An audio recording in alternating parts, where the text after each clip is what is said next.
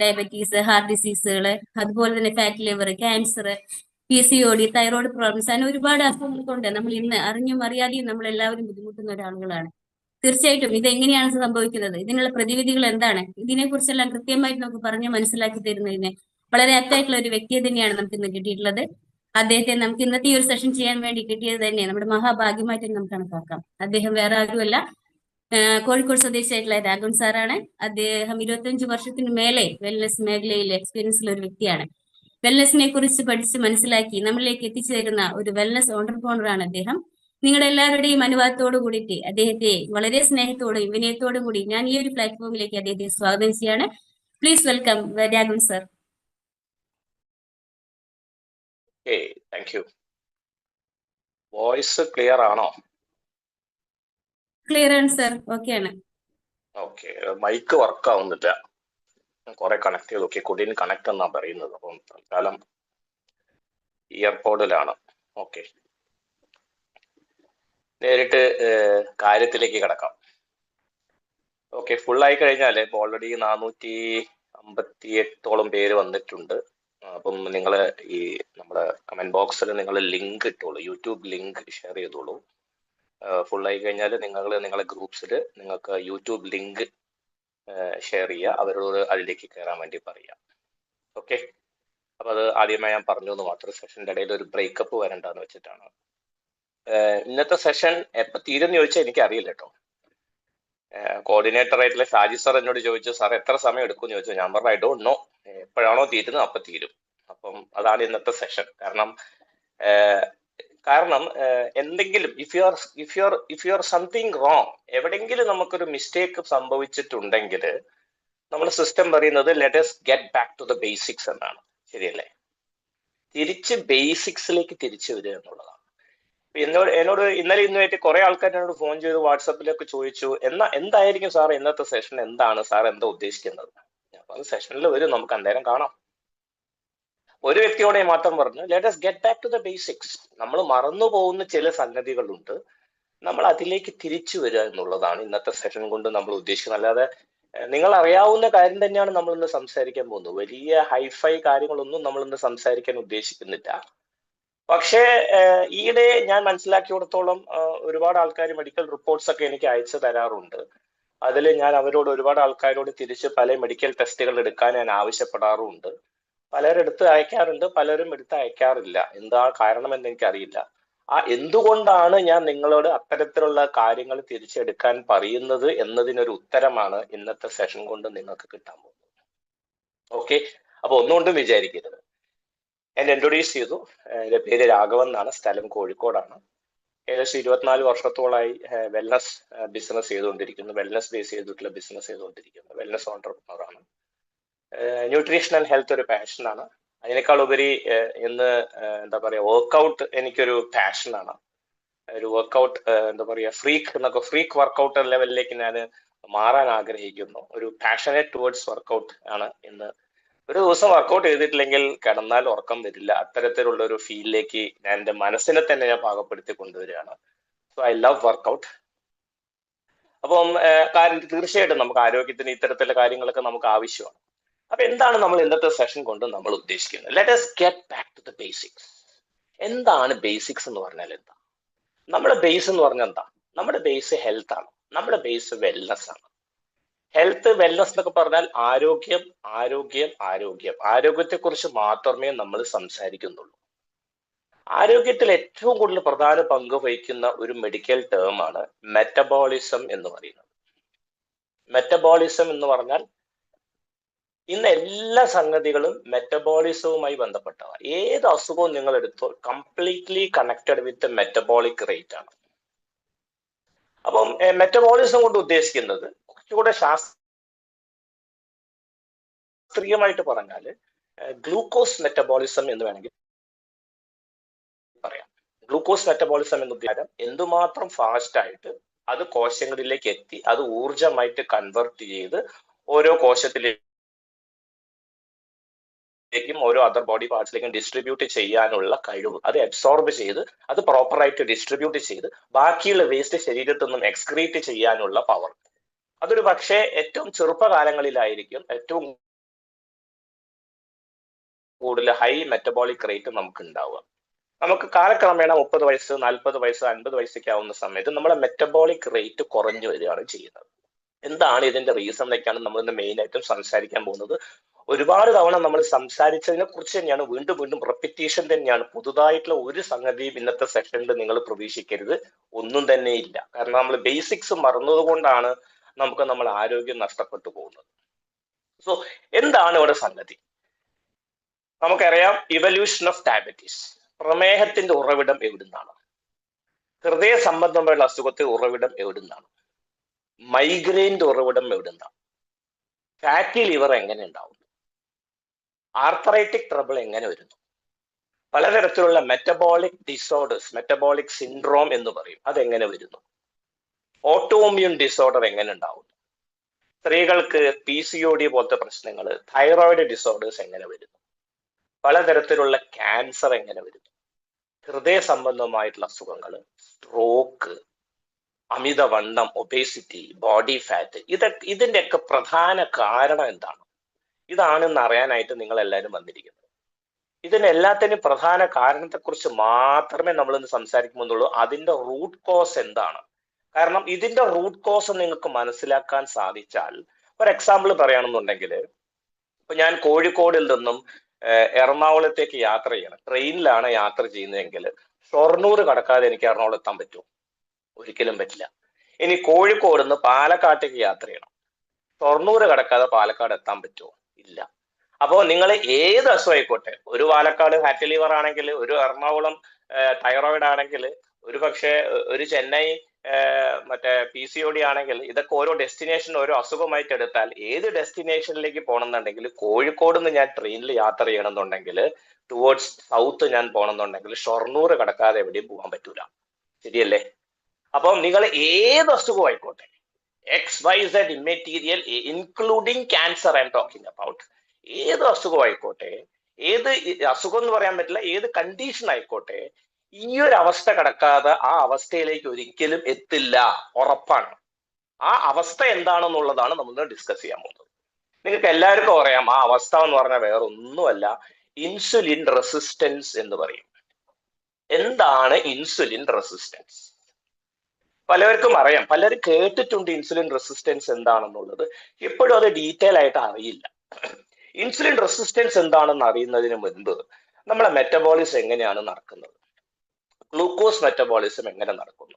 ഒരു ഉദാഹരണം പറഞ്ഞു, നമ്മൾ ആഹാരം കഴിക്കുന്നു. അത് കോശത്തിനകത്തേക്ക് എത്തുന്നു, അത് നമ്മളെ വയറ്റിലേക്ക് എത്തുന്നു, വയറ്റിൽ നിന്ന് ചെറുകുടലിലേക്ക് എത്തുന്നു, ചെറുകുടലിൽ നിന്ന് ഈ സാധനം ഡിസ്ട്രിബ്യൂട്ട് ചെയ്യപ്പെടുന്നു, ശരീരം അതർ പാർട്സിലേക്ക് ഡിസ്ട്രിബ്യൂട്ട് ചെയ്യപ്പെടുന്നു, അത് ന്യൂട്രിയൻസ് ആയിട്ട് അബ്സോർബ് ചെയ്യപ്പെടുന്നു, അത് ഓരോ കോശങ്ങളിലേക്ക് എത്തുന്നു. അപ്പം കാർബോഹൈഡ്രേറ്റ് ആണെന്നുണ്ടെങ്കിൽ വളരെ പെട്ടെന്ന്, അന്നജാഹാരമൊക്കെ ആണെന്നുണ്ടെങ്കിൽ വളരെ പെട്ടെന്ന് തന്നെ അബ്സോർബ് ചെയ്യപ്പെടും, വളരെ പെട്ടെന്ന് തന്നെ നമുക്ക് ഊർജ്ജം കിട്ടുന്നുണ്ടാവും, അല്ലേ? നമ്മൾ ഗ്ലൂക്കോസ് ഒക്കെ ചെയ്യുന്ന സമയത്ത്, ഹോസ്പിറ്റലിൽ കിടന്ന് ഗ്ലൂക്കോസ് ഒക്കെ കയറ്റുന്ന സമയത്ത് നമുക്ക് പെട്ടെന്ന് തന്നെ നമുക്ക് ഊർജ്ജം കിട്ടാൻ കാരണം ഗ്ലൂക്കോസ് ഏറ്റവും ഫാസ്റ്റ് ആയിട്ട് ശരീരത്തിന് അബ്സോർബ് ചെയ്യാനുള്ള ശക്തി നമ്മുടെ ശരീരത്തിനുണ്ട്. ഗ്ലൂക്കോസ് എന്ന് ഉദ്ദേശിക്കുന്നത് പഞ്ചസാര മാത്രമല്ല, നമ്മൾ കഴിക്കുന്ന each and everything A to Z ഒരുമാതിരിപ്പെട്ട എല്ലാം ഗ്ലൂക്കോസ് ആണ്. രാവിലെ കഴിക്കുന്ന ഇഡ്ഡലി ആയിക്കോട്ടെ, ദോശ ആയിക്കോട്ടെ, ഉപ്പുമാവ് ആയിക്കോട്ടെ, പൊറോട്ട ആയിക്കോട്ടെ, ചപ്പാത്തി ആയിക്കോട്ടെ, എല്ലാ സാധനങ്ങളും, അരി ആയിക്കോട്ടെ, ഗോതമ്പ് ആയിക്കോട്ടെ, എനിത്തിങ് ഫോർ ദാറ്റ് മാറ്റർ, ബിസ്ക്കറ്റ്സോ കേക്ക്സോ പേസ്ട്രീസോ എനിത്തിങ് ഫോർ ദാറ്റ് മാറ്റർ, നമ്മൾ കഴിക്കുന്ന 80% ആൾക്കാർ 80% ആഹാരം എത്തരത്തിലുള്ള ആഹാരമാണ് നമ്മൾ കഴിക്കുന്നത്? മെയിൻ ആയിട്ട് ധാന്യാഹാരങ്ങളാണ്. ഒന്നുകൂടെ നാടൻ ഭാഷയിൽ പറഞ്ഞാൽ ധാന്യ പൊടികൾ എന്ന് വേണമെങ്കിൽ വിശേഷിപ്പിക്കാം. ശരിയല്ലേ? ഇതാണ് നമ്മുടെ 80% നമ്മുടെ സ്രോതസ്സ്, നമ്മളെ ഊർജ സ്രോതസ്, നമ്മൾ ആശ്രയിക്കുന്നത് ഇതാണ് മെയിൻ ആയിട്ട്. നമുക്കറിയാം ഇത്തരത്തിലുള്ള അസുഖങ്ങളൊക്കെ വരാനുള്ള കാരണം ഇത്തരത്തിലുള്ള ആഹാരങ്ങൾ കഴിക്കുന്നത് കൊണ്ടാണെന്ന് വളരെ നന്നായിട്ട് അറിഞ്ഞിട്ടും നമുക്കിത് എന്തുകൊണ്ട് കൺട്രോൾ ചെയ്യാൻ സാധിക്കുന്നില്ല എന്ന് ചോദിച്ചാൽ, പലപ്പോഴും വിശന്ന് വലഞ്ഞിരിക്കുന്ന സമയത്ത് മുൻപില് ഇലക്കറികളോ ചീരയോ കൊണ്ടുവച്ചാൽ നമുക്ക് അതിലേക്കൊന്നും പോകില്ല. ഇതിന് മുന്നേ നമുക്ക് ബിരിയാണിയോ പൊറോട്ടയോ കൊണ്ടുവച്ചാൽ നമുക്ക് ആദ്യം കൈ പോവുക അങ്ങോട്ടേക്കാണ്. ശരിയല്ലേ? എന്തുകൊണ്ടാ? അന്നജം കിട്ടിക്കൊണ്ടിരിക്കണം. നമ്മൾ ശരീരം അന്നജത്തിന് വേണ്ടി കൂടുതൽ ഇങ്ങനെ സ്ട്രൈവ് ചെയ്തുകൊണ്ടിരിക്കുകയാണ്, സ്റ്റാർവ് ചെയ്തുകൊണ്ടിരിക്കുകയാണ്. നമ്മൾ അത് കൂടുതൽ കഴിച്ചാലേ നമുക്കത് സമാധാനം ആവുള്ളൂ എന്നൊരു കണ്ടീഷനിലേക്ക് നമ്മളെ ബോഡി എത്തി നിൽക്കുകയാണ്. അപ്പം ഇവിടെ മനസ്സിലാക്കേണ്ട ഒരു കാര്യം, ഇവിടെ കുറച്ച് ടേംസ് മനസ്സിലാക്കേണ്ടതായിട്ടുള്ള ആവശ്യമുണ്ട്. ആദ്യത്തെ ടേം എന്ന് പറയുന്നത് ഗ്ലൂക്കോസ് മെറ്റബോളിസം എന്ന് പറയും. ഗ്ലൂക്കോസ് മെറ്റബോളിസം നമ്മൾ നേരത്തെ സംസാരിച്ചതാണ്. എന്തുമാത്രം ഫാസ്റ്റ് ആയിട്ട് നിങ്ങളുടെ ശരീരത്തിനെ ഗ്ലൂക്കോസിനെ കൺവേർട്ട് ചെയ്തിട്ട് ഊർജ്ജമാക്കി കൺവേർട്ട് ചെയ്യാനുള്ള കപ്പാസിറ്റി നിങ്ങളുടെ ബോഡിക്ക് ഉണ്ട്. ശരിയല്ലേ? ഇനി ഈ ഗ്ലൂക്കോസിനെ മെറ്റബലൈസ് ചെയ്യാനായിട്ട് ഏൽപ്പിച്ച ഒരു ഡ്യൂട്ടി ഒരാൾക്കുണ്ട്. അതിനാണ് ഇൻസുലിൻ എന്ന് പറയുന്നത്. ഗ്ലൂക്കോസിന് ഒരു കുഴപ്പമുണ്ട്. ഈ അന്നജാഹാരത്തിന് ഒരു കുഴപ്പമുണ്ട്. സ്വമേധയാ യാത്ര ചെയ്ത് കോശത്തിലേക്ക് എത്താൻ ഇവർക്ക് അറിയില്ല. ഇവർക്ക് ഒരു വഴികാട്ടി വേണം. ആ വഴികാട്ടി ആരാന്ന് ചോദിച്ചാൽ it's nothing but insulin. Insulin എന്ന് പറയുന്നത് ഒരു ഹോർമോൺ.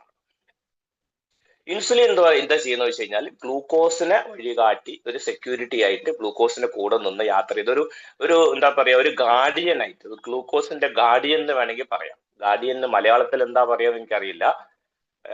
ഗാർഡിയൻ എന്താ പറയാ? Can anyone explain what is the perfect meaning of guardian in Malayalam? Guardian, GUARDIAN. അങ്ങോട്ട് നമുക്ക് മനസ്സിലായല്ലോ. രക്ഷാധികാരി. ഓക്കെ. അപ്പോ ഈ മൈനർ ആയിട്ടുള്ള കുട്ടികൾക്കൊക്കെ ഒരു ഗാർഡിയൻ ഉണ്ടാവുമല്ലോ, ശരിയാ. അപ്പം രക്ഷാധികാരി, ഗ്ലൂക്കോസിന്റെ രക്ഷാധികാരിയായിട്ട്, ഗ്ലൂക്കോസിന്റെ ഒരു ഗാർഡിയൻ ആയിട്ട് വേണമെങ്കിൽ നമുക്ക് ഇൻസുലിനെ വിശേഷിപ്പിക്കാം. അപ്പം ഈ ഇൻസുലിൻ ആണ് ഗ്ലൂക്കോസിന് അതാത് കോശത്തിലേക്ക് എത്തിക്കുന്ന ജോലി ചെയ്തുകൊണ്ടിരിക്കുന്നത്. അപ്പം ഈ ശരീരത്തിൽ ഉണ്ടാവുന്ന കണ്ടീഷൻ ഒന്ന് ആലോചിച്ച് നോക്കുക. ഇൻസുലിൻ എന്ന് പറയുന്ന സാധനം ഒരു താക്കോലാണ്. എവിടേക്കാണ് ഈ സാധനം എത്തിക്കേണ്ടത്? കോശത്തിന്റെ അകത്താണ് ഈ സാധനം എത്തിക്കേണ്ടത്. അതൊരു പക്ഷെ കരളിലെ കോശമായിരിക്കാം, ബ്രെയിനിലെ സെല്ലായിരിക്കാം, സ്കിന്നായിരിക്കാം, ഒരുപക്ഷെ നാവായിരിക്കാം, ത്രോട്ടായിരിക്കാം, ഫീറ്റ് ആയിരിക്കാം. നമ്മുടെ ബോഡിയിൽ കംപ്ലീറ്റ് ആയിട്ട് നമുക്ക് ഗ്ലൂക്കോസ് എത്തണം, വേണ്ടേ? ഗ്ലൂക്കോസും ഓക്സിജനും എത്തുമ്പോഴാണ് നമുക്ക് ഊർജം കിട്ടുന്നത്. അപ്പം ഈ ഇൻസുലിൻ എന്ന് പറയുന്ന താക്കോല് കൊണ്ട് സെൽ എന്ന് പറയുന്ന ഒരു സാധനത്തിൽ ഒരു റിസപ്റ്റാർ എന്ന് പറയുന്ന സാധനം ഒരു പൂട്ടുണ്ട്. എല്ലാ കോശത്തിലും ഒരു റിസപ്റ്റാർ ഉണ്ടാവും, ഓരോ റിസപ്റ്റാർസ് ഉണ്ടാവും. ഇൻസുലിൻ റിസപ്റ്റർ എന്ന് പറഞ്ഞാൽ ഇറ്റ്സ് ദ ലോക്ക്. മലയാള ഭാഷയിൽ പറഞ്ഞാൽ ലോക്കാണ്. ഈ ഇൻസുലിൻ എന്ന് പറയുന്ന താക്കോല് കൊണ്ട് ഈ പറയുന്ന ഇൻസുലിൻ റിസപ്റ്റർ എന്ന് പറയുന്ന പൂട്ട് തുറക്കുമ്പോഴാണ് എന്ത് തുറക്കുന്നത്? സെല്ല് ഓപ്പൺ അപ്പ് ആവുന്നത്. സെല്ല് ഓപ്പൺ അപ്പ് ആയാൽ മാത്രമേ ആരുള്ളിലേക്ക് പ്രവേശിക്കുള്ളൂ? ഗ്ലൂക്കോസ് കോശത്തിന്റെ അകത്തേക്ക് പ്രവേശിക്കുള്ളൂ. അപ്പോഴാണ് നമ്മളെ ശരീരത്തിന് ഊർജം കിട്ടുന്നത്. മൈറ്റോകോൺട്രിയ എന്നൊക്കെ പറയും. നമുക്ക് പിന്നീട് ആ ടോപ്പിക്ക് വരുന്നുണ്ട്. മൈറ്റോകോൺട്രിയയിൽ ഊർജം കിട്ടണം എന്നുണ്ടെങ്കിൽ ഇങ്ങനെയാണ് എന്റെ മെറ്റബോളിസം നടന്നുകൊണ്ടിരിക്കുന്നത്. ഇതിന്റെ പ്രൊസീജിയർ ഇതാണ്. അപ്പൊ ഒന്നുകൂടെ നാടൻ ഭാഷയിൽ പറഞ്ഞാൽ എല്ലായ്പ്പോഴും പറയുന്ന ഒരു എക്സാമ്പിൾ ആണ്. ഇപ്പൊ നമ്മളെ വീട്ടില് വൈഫ് മാത്രമുള്ളൊരു വീട്, ഹസ്ബൻഡും മക്കളും ഒക്കെ, മക്കൾ സ്കൂളിൽ പോയിട്ടുണ്ട്, ഹസ്ബൻഡ് ഓഫീസിൽ പോയിട്ടുണ്ട്. ഏതെങ്കിലും ഒരു അപരിചിതൻ, ഒരു സ്ട്രേഞ്ചർ നിങ്ങളെ വീട്ടിൽ കോളിംഗ് ബെൽ അടിച്ചാല് വൈഫ് ഡോറ് തുറക്കും, ചോദിക്കും ആരാ, മനസ്സിലായില്ല. അല്ല ചേട്ടനുണ്ടോ വീട്ടിൽ? ഇല്ല, ചേട്ടൻ ഓഫീസിൽ പോയതാണ്. ഒരു കാര്യം ചെയ്തോളൂ, വൈകുന്നേരം വന്നോളൂ. വൈകുന്നേരം വന്നാൽ ചേട്ടനെ കാണാൻ പറ്റും. ഡോർ അടച്ച് നമ്മൾ വൈഫ് അകത്തേക്ക് ഇരിക്കുന്നുണ്ടാവും, അല്ലെ? അപരിചിതരായിട്ടുള്ള ആൾക്കാരൊന്നും ഒറ്റയ്ക്ക് സ്ത്രീകൾ ഇരിക്കുന്ന സമയത്ത് ഒരു പക്ഷെ വീട്ടിലേക്ക് കയറ്റുന്നുണ്ടാവുന്നില്ല. എന്താ അവിടെ സംഭവിച്ചത്? സ്ട്രേഞ്ചർ എന്ന് പറയുന്ന വ്യക്തി ആരാ എന്ന് ചോദിച്ചാൽ അത് ഗ്ലൂക്കോസ് ആണ്. നിങ്ങളുടെ വൈഫ് എന്ന് പറയുന്ന വ്യക്തി, നിങ്ങളുടെ വീട് എന്ന് പറയുന്ന സ്ഥലമാണ് നിങ്ങളുടെ സെല്ല്, കോശം. നിങ്ങളുടെ വൈഫ് എന്ന് പറയുന്ന സംഗതിയാണ് ഇൻസുലിൻ റിസപ്റ്റാർ. ഇൻസുലിൻ റിസപ്റ്റാർ ഡോറ് തുറന്നു, അപ്പൊ തന്നെ ഡോർ അടച്ചു. ഗ്ലൂക്കോസിന് ഉള്ളിലേക്ക് പ്രവേശിക്കാൻ സമ്മതിച്ചില്ല. കാരണം എന്താ? ഇൻസുലിൻ ഇല്ല. ഇൻസുലിൻ ആരാ? വൈകുന്നേരം ഇൻസുലിൻ കൂട്ടി വരിക ഗ്ലൂക്കോസിന്. ആരാ ഇൻസുലിൻ? ഭർത്താവിന്റെ കൂടെ ഈ കക്ഷി സ്ട്രേഞ്ചർ വരികയാണ് വീട്ടിലേക്ക്. ഡോറ് തുറന്നാൽ ഉടനെ ഭാര്യ ചോദിക്കുകയോ സ്ട്രേഞ്ചറിനോട് ചോദിക്കുകയോ നിങ്ങൾ ആരാ എന്ന് ചോദിക്കുകയോ? ഇല്ല.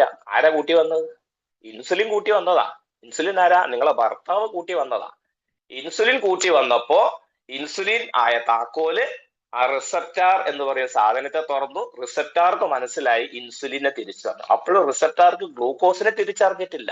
ഇൻസുലിൻ കൂട്ടിക്കൊണ്ടുവന്നതായത് കൊണ്ട് മാത്രമാണ് റിസപ്റ്റാർ വീടിന്റെ ഉള്ളിലേക്ക് കയറ്റിയത്, കോശത്തിനകത്തേക്ക് കയറ്റിയത്. ഇതാണ് ഇതിവിടെ സംഭവിച്ചുകൊണ്ടിരിക്കുന്നത്. വെരി സിമ്പിൾ ആയിട്ട് പറയാന്നുണ്ടെങ്കിൽ, ഇപ്പം വൈഫിന് ഹസ്ബൻഡിനെ തിരിച്ചറിയാൻ പറ്റിയില്ല.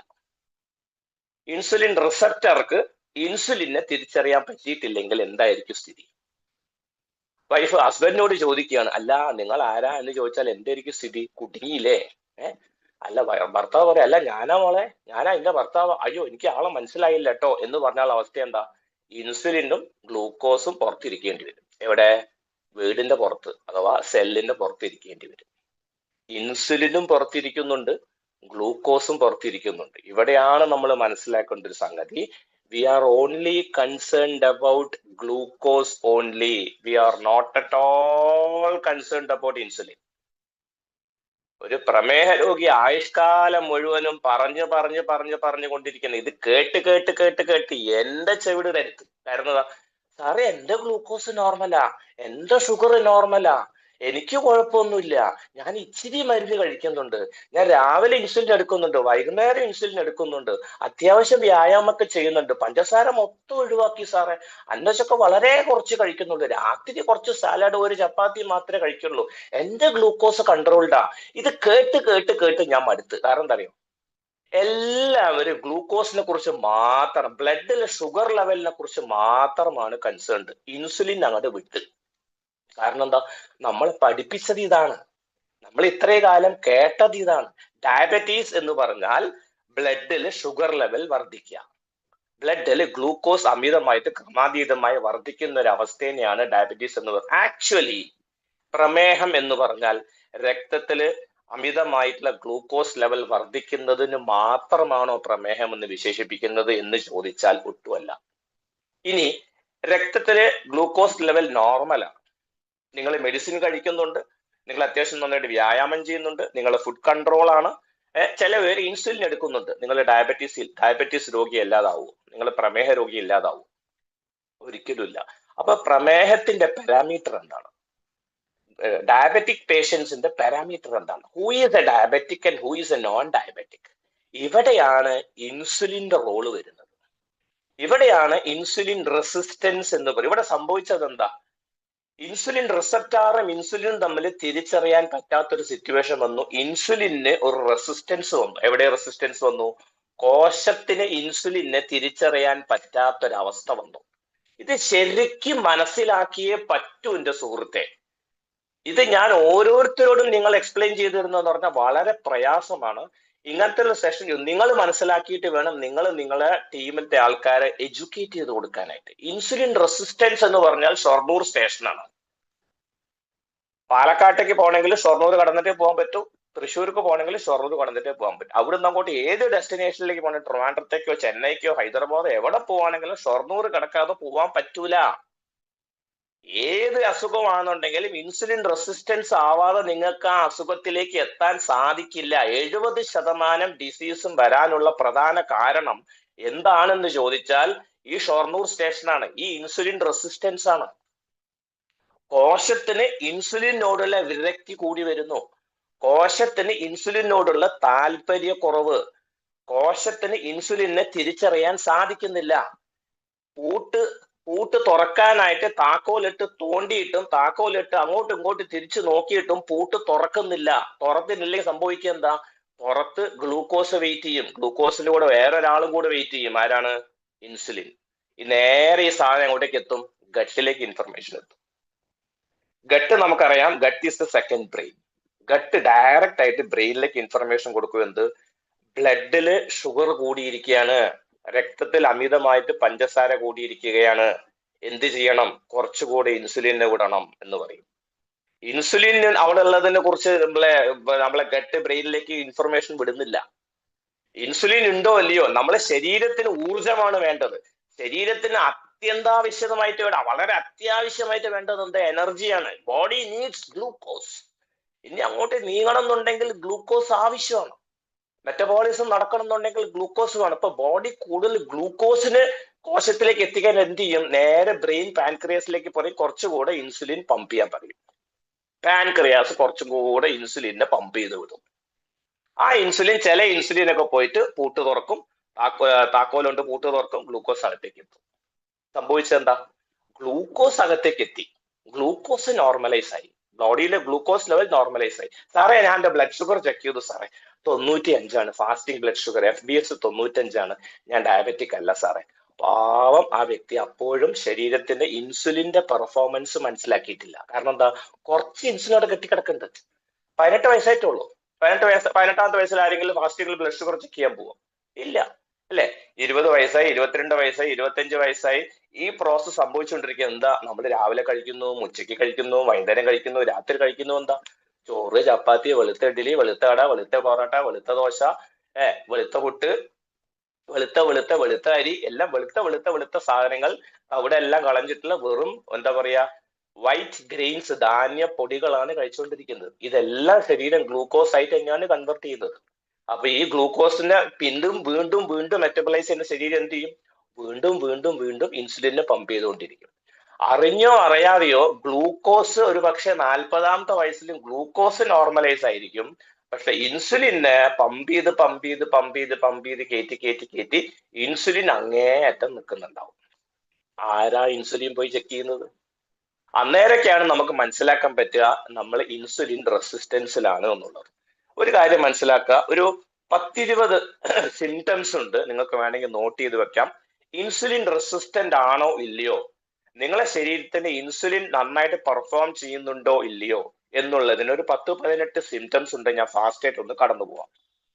ഫസ്റ്റ്, മുഖക്കുരു ഉണ്ടാവില്ല ഒരു പക്ഷെ, കഴുത്തില് ബാക്കില് ഷോൾഡറിന്റെ ഭാഗത്ത് കുരുക്കൾ ഉണ്ടെങ്കിൽ നിങ്ങൾ ഇൻസുലിൻ റെസിസ്റ്റന്റ് ആണ്. അമിതമായിട്ട് മുടി കൊഴിയുന്നുണ്ടെങ്കിൽ ഒരു പക്ഷേ അത് ഇൻസുലിൻ റെസിസ്റ്റൻസിന് സൂചനയാകാം. വെയിലൊന്നും കൊള്ളുന്നില്ല, സ്കിൻ ടാഗ് നടക്കുന്നു, നിങ്ങൾ AC കുത്തിയിരിക്കുകയാണ്, സ്കിന്നിൽ ടാഗിങ് നടക്കുന്നു, സ്കിന്ന് ടാഗ് ചെയ്ത് പോകുന്നുണ്ടെങ്കിൽ, കളർ ഡിഫറൻസ് ഒക്കെ വരുന്നുണ്ടെങ്കിൽ തീർച്ചയായിട്ടും നിങ്ങൾ ഇൻസുലിൻ റെസിസ്റ്റന്റ് ആണ്. വയറിൽ കൊഴുപ്പടഞ്ഞു കൂടുന്നു, വയറിൽ കൊഴുപ്പടഞ്ഞു കൂടുന്നു. എനിക്കിപ്പോഴും അറിയാം, എന്റെ മദർ ട്രീറ്റ്മെന്റ് എടുക്കുന്ന സമയത്ത് 2023 ആ ടൈം 23 എൻഡിലെ സമയത്തൊക്കെ ഞാൻ ആ വർക്ക്ഔട്ട് ഒക്കെ കംപ്ലീറ്റ് സ്റ്റോപ്പ് ആയിരുന്നു. Mentally I was not at all prepared to go for the workout. അപ്പം ആ സമയത്ത് എനിക്ക് എന്റെ പാന്റ് ഒക്കെ ടൈറ്റ് ആയി തുടങ്ങി. എനിക്ക് മനസ്സിലാക്കാൻ പറ്റി ഞാൻ ഇൻസുലിൻ റെസിസ്റ്റൻസിലേക്ക് എത്തി വരുന്നു എന്നുള്ളത് എനിക്ക് മനസ്സിലാക്കാൻ പറ്റി. ആ സമയത്ത് ഞാൻ എന്ത് ചെയ്തു, ഫാസ്റ്റിംഗിൽ ഇൻസുലിൻ ഞാൻ പോയി ചെക്ക് ചെയ്തു. It was nearly 12 I think, 12ന്റെ അടുത്ത് എത്തി ആ സമയത്ത് എന്റെ ഫാസ്റ്റിംഗ് ഇൻസുലിൻ. അപ്പൊ ഞാൻ ഹൈ ഇൻസുലിൻ റെസിസ്റ്റന്റിലേക്ക് എത്തി വരികയാണ്. അപ്പൊ അറ്റ് എനി കോസ്റ്റ് എനിക്ക് ഇനി വർക്ക്ഔട്ട് സ്റ്റാർട്ട് ചെയ്തേ പറ്റൂ. ഞാൻ എഗെയിൻ റീസ്റ്റാർട്ട്, ഒരു 4-5 months ബ്രേക്ക് വന്നു, എഗെയിൻ ഞാൻ വർക്ക്ഔട്ട് റീസ്റ്റാർട്ട് ചെയ്തു. ഒരു 3 monthsന് ശേഷം ഞാൻ ഒന്നുകൂടെ പോയിട്ട് ഫാസ്റ്റിംഗ് ഇൻസുലിൻ ചെക്ക് ചെയ്തു. It nearly came down to 9. അപ്പോഴും I am an insulin resistant. ഒരു 6 months കഴിഞ്ഞിട്ട് വീണ്ടും ചെക്ക് ചെയ്തു, ഇറ്റ് കെയിം ഡൗൺ ടു 7. ഞാൻ പറഞ്ഞു പോരാ, അത് ഇനിയും താഴണം. കഴിഞ്ഞതിന്റെ മുന്നത്തെ മാസം ചെക്ക് ചെയ്തു, it came down to 5.2 insulin, fasting insulin. Perfect എന്ന് പറഞ്ഞാൽ ബിറ്റ്വീൻ 5 and 6 ആണെന്നുണ്ടെങ്കിൽ ഇറ്റ് ഇസ് പെർഫെക്റ്റ്. ഞാൻ പറയുന്നത് ഇത് ശരിക്കും എന്ന് പറഞ്ഞാൽ എന്റെ വയറ് കൂടി വന്നപ്പോ എനിക്ക് മനസ്സിലായി, നിങ്ങളെ വയറിൽ കുറച്ചെങ്കിലും കൊഴുപ്പടഞ്ഞു കൂടിയിട്ടുണ്ടെങ്കിൽ നിങ്ങളെ ഇൻസുലിന്റെ പെർഫോമൻസ് മോശമായി വരുന്നു എന്നതിന് സൂചനയാണ്. ഓക്കെ, ട്രൈഗ്ലിസറൈഡ് ലേശം കൂടി വരുന്നിട്ടുണ്ടെങ്കിൽ നിങ്ങൾ ഇൻസുലിൻ റെസിസ്റ്റന്റ് ആണ് എന്നുള്ളതിന് സൂചന. LDL കൂടിക്കൊള്ളുന്നില്ല. LDL കൊളസ്ട്രോളിനെ കുറിച്ച് നമ്മൾ എല്ലാവരും വളരെ ബോധേഡാണ്. LDLനെ കുറിച്ച് നിങ്ങൾ പേടിക്കേണ്ട, കാരണം LDL കൊളസ്ട്രോൾ ഒരിക്കലും ബാഡ് കൊളസ്ട്രോൾ അല്ല. അതിനെക്കുറിച്ച് സംസാരിക്കാൻ നമുക്ക് ഇന്നത്തെ ടോപ്പിക് അതല്ലെങ്കിൽ പോലും LDL കൊളസ്ട്രോൾ ഒരിക്കലും ബാഡ് അല്ല. LDL കൊളസ്ട്രോൾ ഡാമേജ് ഉണ്ടാക്കുന്നത് ട്രൈഗ്ലിസറൈഡ് ആണ്. Triglyceride is directly connected towards insulin resistance. Insulin resistance ഉള്ളവരിൽ ട്രൈഗ്ലിസറൈഡ് കൂടുതലായിട്ട് കാണാൻ സാധിക്കും. വളരെ വളരെ ഇമ്പോർട്ടന്റ് ആയിട്ടുള്ള ഒരു പോയിന്റ് ആണ് 6ാമത്തെ പോയിന്റ്. ഷുഗർ ക്രേവിങ്സ് ഉണ്ടാവും. ആഹാരത്തോട് എന്താ പറയാ, ഉച്ചയ്ക്ക് ലഞ്ച് കഴിച്ചു, ഒരു വൈകുന്നേരം 4 മണി 5 മണി ആകുമ്പോഴത്തേക്ക് വീണ്ടും വിശപ്പ് അനുഭവപ്പെടുക, വീണ്ടും നമ്മൾ എന്തെങ്കിലും കടികൾ, അല്ലെങ്കിൽ ചായന്റെ കൂടെ എന്തെങ്കിലും കടികൾ, എന്തെങ്കിലും എണ്ണക്കടികൾ, അല്ലെങ്കിൽ എന്തെങ്കിലുമൊക്കെ പലഹാരങ്ങൾ കഴിക്കാനായിട്ട് കൂടുതൽ ശരീരം ടെംപ്റ്റ് ചെയ്യപ്പെടുക. വളരെ വളരെ ഡേഞ്ചറസ് ആയിട്ടുള്ള സിറ്റുവേഷൻ ആണ്. കാരണം frequent snacking is very dangerous. നിങ്ങൾ ഭക്ഷണം കഴിക്കുന്നതിനേക്കാൾ, നല്ലൊരു ലഞ്ച് അല്ലെങ്കിൽ നല്ലൊരു ഡിന്നർ കഴിക്കുന്നതിനേക്കാൾ വെരി ഡേഞ്ചറസ് ആയിട്ടുള്ള ഒരു സിറ്റുവേഷൻ ആണ് ഫ്രീക്വന്റ് സ്നാക്കിംഗ് എന്ന് പറയും. ഇടയ്ക്കിടയ്ക്ക് ചായ കുടിക്കുക, ചായയുടെ കൂടെ ബിസ്ക്കറ്റോ കടികളോ എന്തെങ്കിലും കഴിച്ചുകൊണ്ടിരിക്കുക 2-3 hours കൂടുന്തോറും ഇൻസുലിൻ റെസിസ്റ്റന്റിന് സൂചനയാണ്. ഷൊർണൂർ കടന്നാൽ ഇനി അടുത്തത് ഒരുപക്ഷെ ഇങ്ങോട്ടേക്കാ പോകുന്നെങ്കിൽ പാലക്കാട് എത്തും, ഇങ്ങോട്ടേക്കാ പോകുന്നെങ്കിൽ തൃശ്ശൂർ എത്തും. അപ്പൊ എന്താ, ഈ ഫാറ്റി ലിവർ തുടങ്ങും, ലിവറിൽ കൊഴുപ്പടഞ്ഞു കൂടാൻ തുടങ്ങും. ലിവറിൽ കൊഴുപ്പടഞ്ഞു കൂടിയിട്ടുണ്ടെങ്കിൽ മനസ്സിലാക്കുക, ലിവറിൽ കൊഴുപ്പടഞ്ഞു കൂടിയിട്ടുണ്ടെങ്കിൽ അതിന്റെ മുന്നേ ലങ്സിൽ അടഞ്ഞു കൂടിയിട്ടുണ്ടാവും, ഹാർട്ടിൽ അടഞ്ഞു കൂടിയിട്ടുണ്ടാവും, പാൻക്രിയാസിൽ അടഞ്ഞു കൂടിയിട്ടുണ്ടാവും. അപ്പൊ എന്ത് സംഭവിച്ചത്, വിസറൽ ഫാറ്റ് കൂടി വന്നു. ഈ ചിലവർ നിങ്ങൾക്ക് കാണാൻ സാധിക്കും, എന്ത് കഴിച്ചാലും ശരീരം പെട്ടെന്ന് തടിക്കുന്ന ആൾക്കാരുണ്ട്. അത് നല്ലതാണോ വെച്ചാൽ വളരെ നല്ലതാണ്. കാരണം ശരീരം പെട്ടെന്ന് നിങ്ങൾക്ക് സൂചന തരുന്നു എന്നുള്ളൊരു സൂചനയാണ്. അല്ല, ഇറ്റ് ഈസ് ഗുഡ്. എനിക്ക് അബ്ഡോമിനൽ ഫാറ്റ് കുറച്ച് കൂടിയത് കൊണ്ടാണ് ഞാൻ ഇൻസുലിൻ റെസിസ്റ്റന്റ് ആണെന്ന് എനിക്ക് മനസ്സിലാക്കാൻ സാധിച്ചത്. പക്ഷെ ചിലവർ നിങ്ങൾ ശ്രദ്ധിച്ചിട്ടുണ്ടാവും, എന്ത് കഴിച്ചാലും തടിക്കൂല. കാരണം ശരീരം ഒരു സൂചനയും തരാറില്ല. ഇങ്ങനത്തെ ആൾക്കാരാക്കാണ് പെട്ടെന്ന് സൈലന്റ് കാർഡിയക് അറസ്റ്റും സൈലന്റ് ആയിട്ടുള്ള ബ്ലഡ് ഷുഗർ ചെക്ക് ചെയ്ത് നോക്കിയാൽ പെട്ടെന്ന് ഒരു സുപ്രഭാതത്തിൽ 450-500 എത്തിയെന്ന്. ഓ, ഈ മനുഷ്യന് അറ്റാക്കോ? ഇത്രയും മെലിഞ്ഞിരിക്കുന്ന മനുഷ്യൻ, ഇത്ര ഒരു കുഴപ്പമില്ല, എത്ര ഹെൽത്തി ആയിരിക്കുന്ന മനുഷ്യൻ, ഈ മനുഷ്യന് എങ്ങനെ ഇത് സംഭവിച്ചു എന്ന് ചോദിച്ചാൽ വിസറൽ ഫാറ്റിന്റെ കൂടാരമായി മാറിയിരിക്കുകയാണ് മെലിഞ്ഞിരിക്കുന്ന ആൾക്കാർ.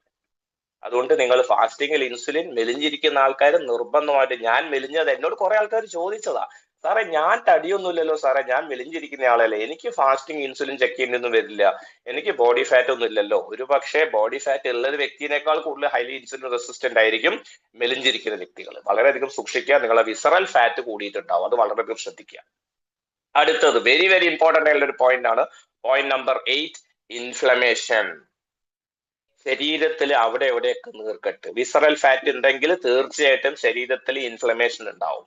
ഇൻഫ്ലമേഷൻ എവിടെ വേണമെങ്കിലും സംഭവിക്കാം. ഹാർട്ടിൽ സംഭവിക്കാം, കണ്ണിൽ സംഭവിക്കാം, ബ്രെയിനിൽ സംഭവിക്കാം, ജോയിന്റ്സിൽ സംഭവിക്കാം, എവിടെ വേണമെങ്കിലും ഇൻഫ്ലമേഷൻ സംഭവിക്കാം.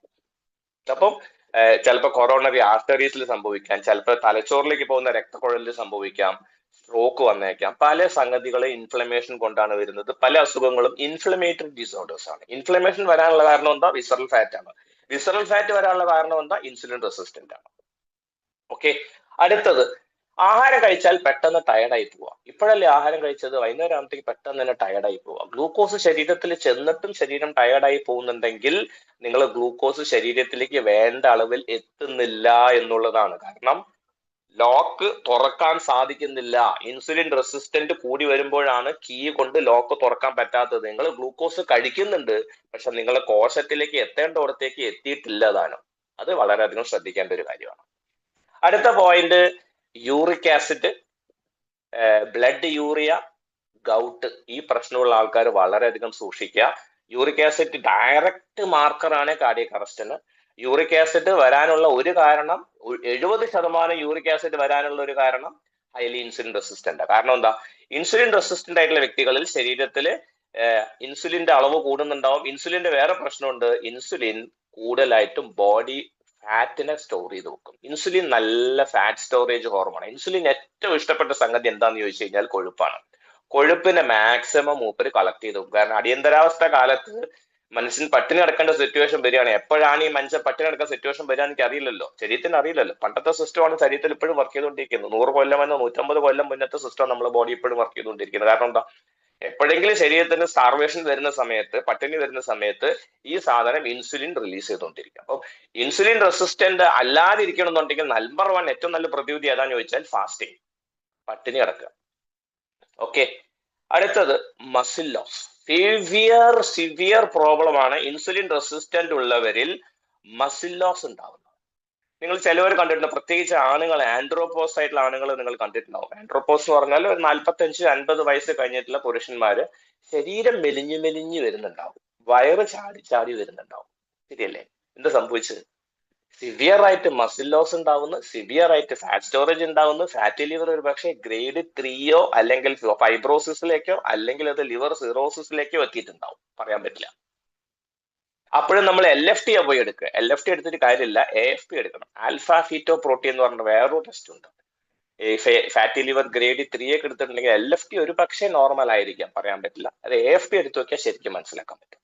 ഓക്കെ, മസിൽ ലോസ് വളരെയധികം ഒരു ഡെഡ്ലി ഡേഞ്ചറസ് ആയിട്ടുള്ള ഒരു കണ്ടീഷനാണ് മസിൽ ലോസ്. പെട്ടെന്ന് തന്നെ പുരുഷന്മാരിൽ ടെസ്റ്റോസ്റ്റിറോൺ കുറയുക, സ്ത്രീകളിൽ ഈസ്ട്രോജൻ കുറയുക, ഇൻസുലിൻ റെസിസ്റ്റന്റ് ആണ്. ഒരു പക്ഷെ 30ാമത്തെ വയസ്സിൽ തന്നെ ഉദ്ധാരണശേഷി നഷ്ടപ്പെട്ടു പോയ പുരുഷന്മാർ നമ്മൾ ഇഷ്ടംപോലെ, ഞാൻ കണ്ടിട്ടുണ്ട്, എനിക്ക് ഇഷ്ടംപോലെ മെഡിക്കൽ റിപ്പോർട്ട്സ് വരാറുണ്ട്. 30 വയസ്സ് 35 വയസ്സാകുമ്പോഴത്തേക്കും സാറേ ഉദ്ധാരണശേഷിയില്ല, സെക്ഷൽ പവർ കിട്ടുന്നില്ല. കാരണം വേറെ ഒന്നുമല്ല, ഇൻസുലിൻ റെസിസ്റ്റന്റ് ആണ്. ആള് അത്യാവശ്യം തടി ഉണ്ടാവും, കൊടവയർ ഉണ്ടാവും, ഒബേസിറ്റി ഉണ്ടാവും, ബാക്കിയുള്ള വിസറൽ ഫാറ്റ് ഒക്കെ സ്റ്റോർ ചെയ്തിട്ടുണ്ടാവും. ഇതൊക്കെ പ്രശ്നമാണ്. സ്ത്രീകളും പറയാറുണ്ട് കൺസീവ് ചെയ്യാൻ ബുദ്ധിമുട്ടാണ്, ഒരു പ്രോബ്ലം ഇല്ല, ഈസ്ട്രോജൻ ചെക്ക് ചെയ്ത് ഒരു പ്രോബ്ലം ഇല്ല. ഈസ്ട്രോജൻ ഡോമിനൻസ് എന്നൊക്കെ പറയും, അതൊക്കെ വലിയൊരു പ്രശ്നം. ഈസ്ട്രോജൻ ഡോമിനൻസ് എന്ന് പറഞ്ഞു കഴിഞ്ഞാല് ആദ്യത്തെ 14 ദിവസം ഈസ്ട്രോജനും രണ്ടാമത്തെ 14 ദിവസം പ്രൊജസ്റ്റിറോൺ ആണ് സ്ത്രീയുടെ ശരീരത്തിൽ ഉത്പാദിപ്പിക്കപ്പെടുന്നത്. ഈസ്ട്രോജൻ ആണ് അണ്ടം ഉണ്ടാക്കുന്നത്, പ്രൊജസ്റ്റിറോൺ ആണ് പ്രഗ്നൻസിക്ക് വേണ്ട ഒരുക്കങ്ങളെല്ലാം ചെയ്തുകൊണ്ടിരിക്കുന്നത്. അപ്പം ഈ ശരീരത്തില് ഈ ഈസ്ട്രോജൻ അണ്ടം ഉത്പാദിപ്പിച്ചു കഴിഞ്ഞാൽ ഈസ്ട്രോജൻ ശരിക്കും വിഡ്രോ ചെയ്യണം. പക്ഷെ കുറെ ലേഡീസിന്റെ ശരീരത്തിൽ കുറെ മനസ്സിലാക്കാൻ സാധിക്കുന്നത് ഞാൻ ബ്ലഡ് ടെസ്റ്റ് പോലും ഇന്ന് പരിശോധന പോലും ഇന്ത്യയിൽ ഇല്ല എന്നുള്ളതാണ്. കുറെ ഈസ്ട്രോജൻ വിഡ്രോ ചെയ്യും, കുറെ ഈസ്ട്രോജൻ അവിടെ തന്നെ സ്റ്റേ ചെയ്യും. അപ്പൊ സംഭവിക്കുക എന്താന്ന് വെച്ച് കഴിഞ്ഞാൽ അടുത്ത എന്താ പറയാ ഈ പീരീഡ്സ് കഴിഞ്ഞിട്ട് അടുത്ത പ്രാവശ്യം നിങ്ങൾ അണ്ടം ഉത്പാദിപ്പിക്കുന്ന സമയത്ത് ഈ പഴയ ഈസ്ട്രോജനും പുതിയ ഈസ്ട്രോജനും കൂടെ ഒരുമിച്ചാണ് കളിക്കുന്നുണ്ടാവുക. അത് അമിതമായിട്ട് ഫാറ്റിലേക്ക് പോകും. ഈസ്ട്രോജൻ ഡോമിനൻസ് എന്ന് പറയുന്ന ഒരു കണ്ടീഷനിലേക്ക് ബോഡി എത്തുന്നുണ്ടാവും. പല സ്ത്രീകളും ഞാൻ പറയുന്നത് കേട്ടിട്ട് എന്ത് കഴിച്ചിട്ടും പട്ടിണി കിടന്നിട്ടും തടി കുറയുന്നില്ല. ഫാസ്റ്റിംഗ് ഇൻസുലിൻ വരെ നോർമലാണ്, പക്ഷെ തടി കുറയുന്നില്ല. കാരണം എന്താ? ഈസ്ട്രോജൻ ഡോമിനൻസ് ആണ്. ഈസ്ട്രോജൻ ഡോമിനൻസ് കുറഞ്ഞു കഴിഞ്ഞാൽ ഡീടോക്സിഫിക്കേഷൻ ആണ് ഏറ്റവും കൂടുതൽ വേണ്ടത്. ഒരു പക്ഷെ അവിടെ ഇൻസുലിൻ റെസിസ്റ്റൻസിന് വേണ്ടി പ്രതിവിധി ചെയ്താൽ പോലും ഇവിടെ സൊല്യൂഷൻ കിട്ടുന്നുണ്ടാവില്ല.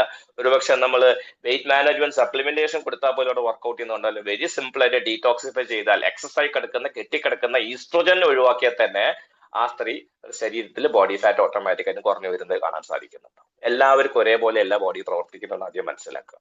പോളിസിസ്റ്റിക് ഒവറിയൻ സിൻഡ്രോമും ഹൈപ്പോതൈറോയിഡിസത്തിന്റെയും നമ്പർ 1 റീസൺ ഇന്നത്തെ സെഷന് അടിവരയിട്ട് ബ്രാക്കറ്റിലേക്ക് റെഡ് മാർക്കിൽ സീൽ ചെയ്ത് വെച്ചോളാം. ഒരു സ്ത്രീ പോളിസിസ്റ്റിക് ഒവറിയൻ സിൻഡ്രോം, ഓവറീസിലും യൂട്രസിലും ഒക്കെ എവിടെയെങ്കിലും സിസ്റ്റോ എൻഡോമെട്രിയോസിസോ പോലത്തെ പ്രശ്നങ്ങളൊക്കെ ഉണ്ടെങ്കിൽ, സിസ്റ്റോ ഫൈബ്രോയിഡോ ഉണ്ടെങ്കിൽ, ബെനൈൻ ട്യൂമേഴ്സോ ഉണ്ടെങ്കിൽ അതിന്റെ പിറകിൽ ഒരേ ഒരു കാരണക്കാരനാണ്, അതാണ് ഇൻസുലിൻ റെസിസ്റ്റൻസ്. ഒളിഞ്ഞിരിക്കുന്ന വില്ലനാണ് ഇൻസുലിൻ റെസിസ്റ്റൻസ്. ഇവനാണ് എല്ലാത്തിനെയും നശിപ്പിക്കുന്നത്, ഇവനാണ് എല്ലാ അസുഖത്തിന്റെയും കാരണക്കാരനാവുന്നത്. പക്ഷെ നമ്മൾ ഇൻസുലിനെ കുറിച്ച് ഇതേവരെ കൺസേൺഡ് അല്ല. ഗട്ട് ബാക്ടീരിയാസിന്റെ അന്തകനാണ് ഇൻസുലിൻ റെസിസ്റ്റൻസ്. ഇൻസുലിൻ റെസിസ്റ്റൻസ് ഉള്ള ശരീരത്തിൽ നിങ്ങളെ ഗട്ട് ഹെൽത്ത് വളരെ മോശമായിരിക്കും, നിങ്ങളെ ഡൈജസ്റ്റീവ് ഡിസോർഡർ വളരെ മോശമായിരിക്കും. എന്ത് കഴിച്ചാലും നിങ്ങൾക്ക് പലതരത്തിലുള്ള പ്രശ്നങ്ങൾ ഉണ്ടാവും. ഇൻഡൈജഷൻ ഉണ്ടാവും, കോൺസ്റ്റിപ്പേഷൻ ഉണ്ടാവും, ഗ്യാസ്ട്രൈറ്റിസ് ഉണ്ടാവും, നെഞ്ചരിച്ചിലുണ്ട്, ഹാർട്ട് ബേൺ ഉണ്ട്, പലതരത്തിലുള്ള പ്രശ്നം, ന്യൂട്രീഷൻ അബ്സോർപ്ഷൻ വരുന്നുണ്ട്. എന്ത് കഴിച്ചത് ശരീരത്തിന് പിടിക്കുന്നില്ല. റീസൺ എന്താണെന്ന് ചോദിച്ചാൽ insulin resistance. Very very important. അടുത്ത പോയിന്റ് ആണ് മൈറ്റോകോൺഡ്രിയൽ ഡിസ്ഫങ്ഷൻ എന്ന് പറയും. ഈ പല വ്യക്തികളും ഞാൻ കണ്ടിട്ടുണ്ട്, നമ്മളെ ആൽഫാലിപ്പോയിക് ആസിഡും കോക്യൂട്ടൻ കൊടുത്തിട്ടും റിസൾട്ട് കിട്ടാത്ത വ്യക്തികളുണ്ട്. ഇത് നെഗറ്റീവ് ആണോ വെച്ചാൽ നെഗറ്റീവ് ആണ്. അതിന്റെ പോസിറ്റീവ് വശം എന്താന്ന് ചോദിച്ചു കഴിഞ്ഞാല് ഇൻസുലിൻ റെസിസ്റ്റൻസിലൂടെയാണ് ഒരു വ്യക്തി കടന്നുപോയിട്ട് മൈറ്റോകോൺഡ്രിയൽ ഡിസ്ഫങ്ഷൻ ഉണ്ടാവുന്നതെങ്കിൽ ആദ്യം ഇൻസുലിന്റെ പെർഫോമൻസ് വർദ്ധിപ്പിക്കണം. ഇൻസുലിന്റെ പെർഫോമൻസ് വർദ്ധിപ്പിക്കാതെ ഒരിക്കലും മെറ്റബോളിക് റേറ്റ് വർദ്ധിപ്പിക്കാൻ സാധിക്കില്ല. ഇൻസുലിന്റെ പെർഫോമൻസ് വർദ്ധിപ്പിക്കാനായിട്ട് അതിന് വേണ്ടുന്ന കാര്യങ്ങളെല്ലാം നമുക്ക് വിട്ടുന്ന എല്ലാം സപ്ലിമെന്റ് മാജിക്കിനെ കൊണ്ട് സംഭവിക്കും നിങ്ങൾ വിചാരിക്കരുത്. Supplement is not a magic. Nutritional supplements are not magic. നമ്മളും കുറെ കാര്യങ്ങൾ, നമ്മൾ ഇന്നത്തെ കിട്ടുന്ന കുറെ ടിപ്സ് നമ്മളും കുറെ കാര്യങ്ങൾ ചെയ്യണം. ഇപ്പൊ ഫ്രീക്വന്റ് ആയിട്ട് സ്നാക്ക് ചെയ്യുന്ന ഒരാളാണെന്നുണ്ടെങ്കിൽ നിങ്ങൾ എന്ത് സപ്ലിമെന്റ് കഴിച്ചാലും റിസൾട്ട് കിട്ടൂല. നിങ്ങൾക്ക് റെഗുലർ ആയിട്ട് നിങ്ങൾക്ക് ഒരു ആഴ്ചയിൽ ഒരു 4 ദിവസമെങ്കിലും ഹാർഡ് കോർ ആയിട്ടുള്ള വർക്കൗട്ട് ചെയ്യാൻ പറ്റാത്ത ഒരാളാണെന്നുണ്ടെങ്കിൽ ഒരു പക്ഷെ നിങ്ങൾക്ക് പ്രോപ്പർ ആയിട്ട് റിസൾട്ട് കിട്ടിക്കൊള്ളുന്നില്ല. നിങ്ങളെ ഹോർമോൺസ് കൺട്രോൾഡ് ആവാതെ ഒരു പക്ഷെ നിങ്ങൾക്ക് പ്രോപ്പർ ആയിട്ട് result കിട്ടിക്കൊള്ളുന്നില്ല.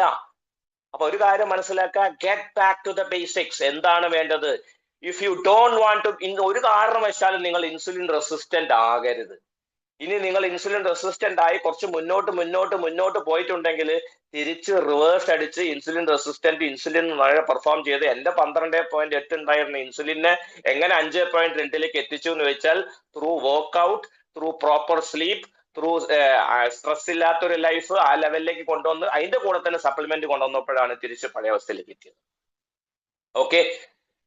Trouble in controlling using weight വലിയൊരു പ്രശ്നമാണ്. നേരത്തെ പറഞ്ഞൊരു സംഗതിയാ. പുരുഷന്മാരിലും പല ആൾക്കാരും ഞാൻ പറയുന്നത് കേട്ടിട്ടുണ്ട്, എന്ത് വർക്കൗട്ട് ചെയ്തിട്ടും തടി അങ്ങോട്ട് കുറയുന്നില്ല. തടി എന്ന് പറഞ്ഞാൽ വയറ് മാത്രമല്ല, വയറേറ്റവും ലാസ്റ്റേ കുറയുള്ളൂ. അത് നമുക്ക് അറിയുന്ന കാര്യമാണ്. വയറിന്റെ കൂടെ വേറെ പല സംഗതികളും കുറയേണ്ട. അത് ഹോൾ ബോഡി വർക്കൗട്ട് ചെയ്താൽ മാത്രമേ നമുക്ക് ബാലൻസ് ചെയ്ത് കൊണ്ടുവരാനായിട്ട് സാധിക്കുള്ളൂ. പെട്ടെന്നൊരു സുപ്രഭാതത്തിൽ നടക്കുന്ന കാര്യമൊന്നുമല്ല. High blood pressure directly connected with insulin resistance. Blood pressure പോലും ഇൻസുലിൻ റെസിസ്റ്റന്റ് ഉള്ള വ്യക്തികളിലാണ് കൂടുതൽ കാണപ്പെടുന്നത്. ഈസ്ട്രോജൻ ഡോമിനൻസിനെ കുറിച്ച് നമ്മൾ ഓൾറെഡി സംസാരിച്ചു. ഇത്തരത്തിലുള്ള 18 കാര്യങ്ങളാണ് ഇൻസുലിൻ റെസിസ്റ്റൻസിന്റെ പ്രധാനപ്പെട്ട സിംറ്റംസ്. ഇതിൽ ഏതെങ്കിലുമൊക്കെ 2-3 സിംറ്റംസ് നിങ്ങൾക്ക് ഉണ്ടെങ്കിൽ ലക്ഷണങ്ങൾ നിങ്ങൾക്ക് കിട്ടുന്നുണ്ടെങ്കിൽ തീർച്ചയായിട്ടും നിങ്ങൾ ഇൻസുലിൻ റെസിസ്റ്റന്റ് ഒക്കെ കടന്ന് നിങ്ങൾ ഹൈപ്പർ ഇൻസുലിനീമിയയിലെത്തി ശരീരത്തിൽ ഇൻസുലിൻ ഇങ്ങനെ കുമിഞ്ഞുകൂടി കിടക്കുകയാണ്. എന്താണ് ഇതിന്റെ പോംവഴി? ഇതിന്റെ പോംവഴി വെരി സിമ്പിൾ ആയിട്ട് പറയാന്നുണ്ടെങ്കിൽ എക്സസൈസ് ആണ് ഇതിന്റെ നമ്പർ 1 പോംവഴി എന്ന് പറയുന്നത്. നമുക്കറിയാം നമ്മുടെ ശരീരത്തിൽ ഏറ്റവും വലിയ നമ്മളെ ഇൻസുലിൻ റെസിസ്റ്റന്റ് ആയിട്ടുള്ള ഒരാളാണെന്നുണ്ടെങ്കിൽ നമ്മളെ ശരീരത്തിൽ ഒരു ഓർഗൻ ആദ്യം ഡാമേജ് ചെയ്യുന്ന ഒരു ഓർഗൻ, ആ ഓർഗൻ ഏതാന്ന് പറയാൻ പറ്റുമോ? 30 സെക്കൻഡ്സ് ടൈം തരാം. എൻ്റെ ഇടയിൽ എനിക്ക് ഇത്തിരി വെള്ളം കുടിക്കാനോ. ഇൻസുലിൻ റെസിസ്റ്റന്റ് ആയ വ്യക്തികളിൽ നിങ്ങൾ ആദ്യം ഡാമേജ് ആവുന്ന ഒരു ഓർഗൻ ഉണ്ട്. ആ ഓർഗന്റെ പേര് പറയാൻ പറ്റുമോ? കമന്റ് ബോക്സിൽ ടൈപ്പ് ചെയ്യാം. കിഡ്നി, അടുത്തത് പാൻക്രിയാസ്, ലിവർ, കണ്ണ്, ഗട്ട്, ഹാർട്ട്. പിന്നെ അടുത്തത് പോരട്ടെ പോരട്ടെ പോരട്ടെ പോരട്ടെ കഴിഞ്ഞ കിഡ്നിയാ. പിന്നെ അടുത്തത് പോരട്ടെ പോരട്ടെ പോരട്ടെ പോരട്ടെ പോരട്ടെ ടൈപ്പ് ചെയ്യ് ഹാർട്ട്,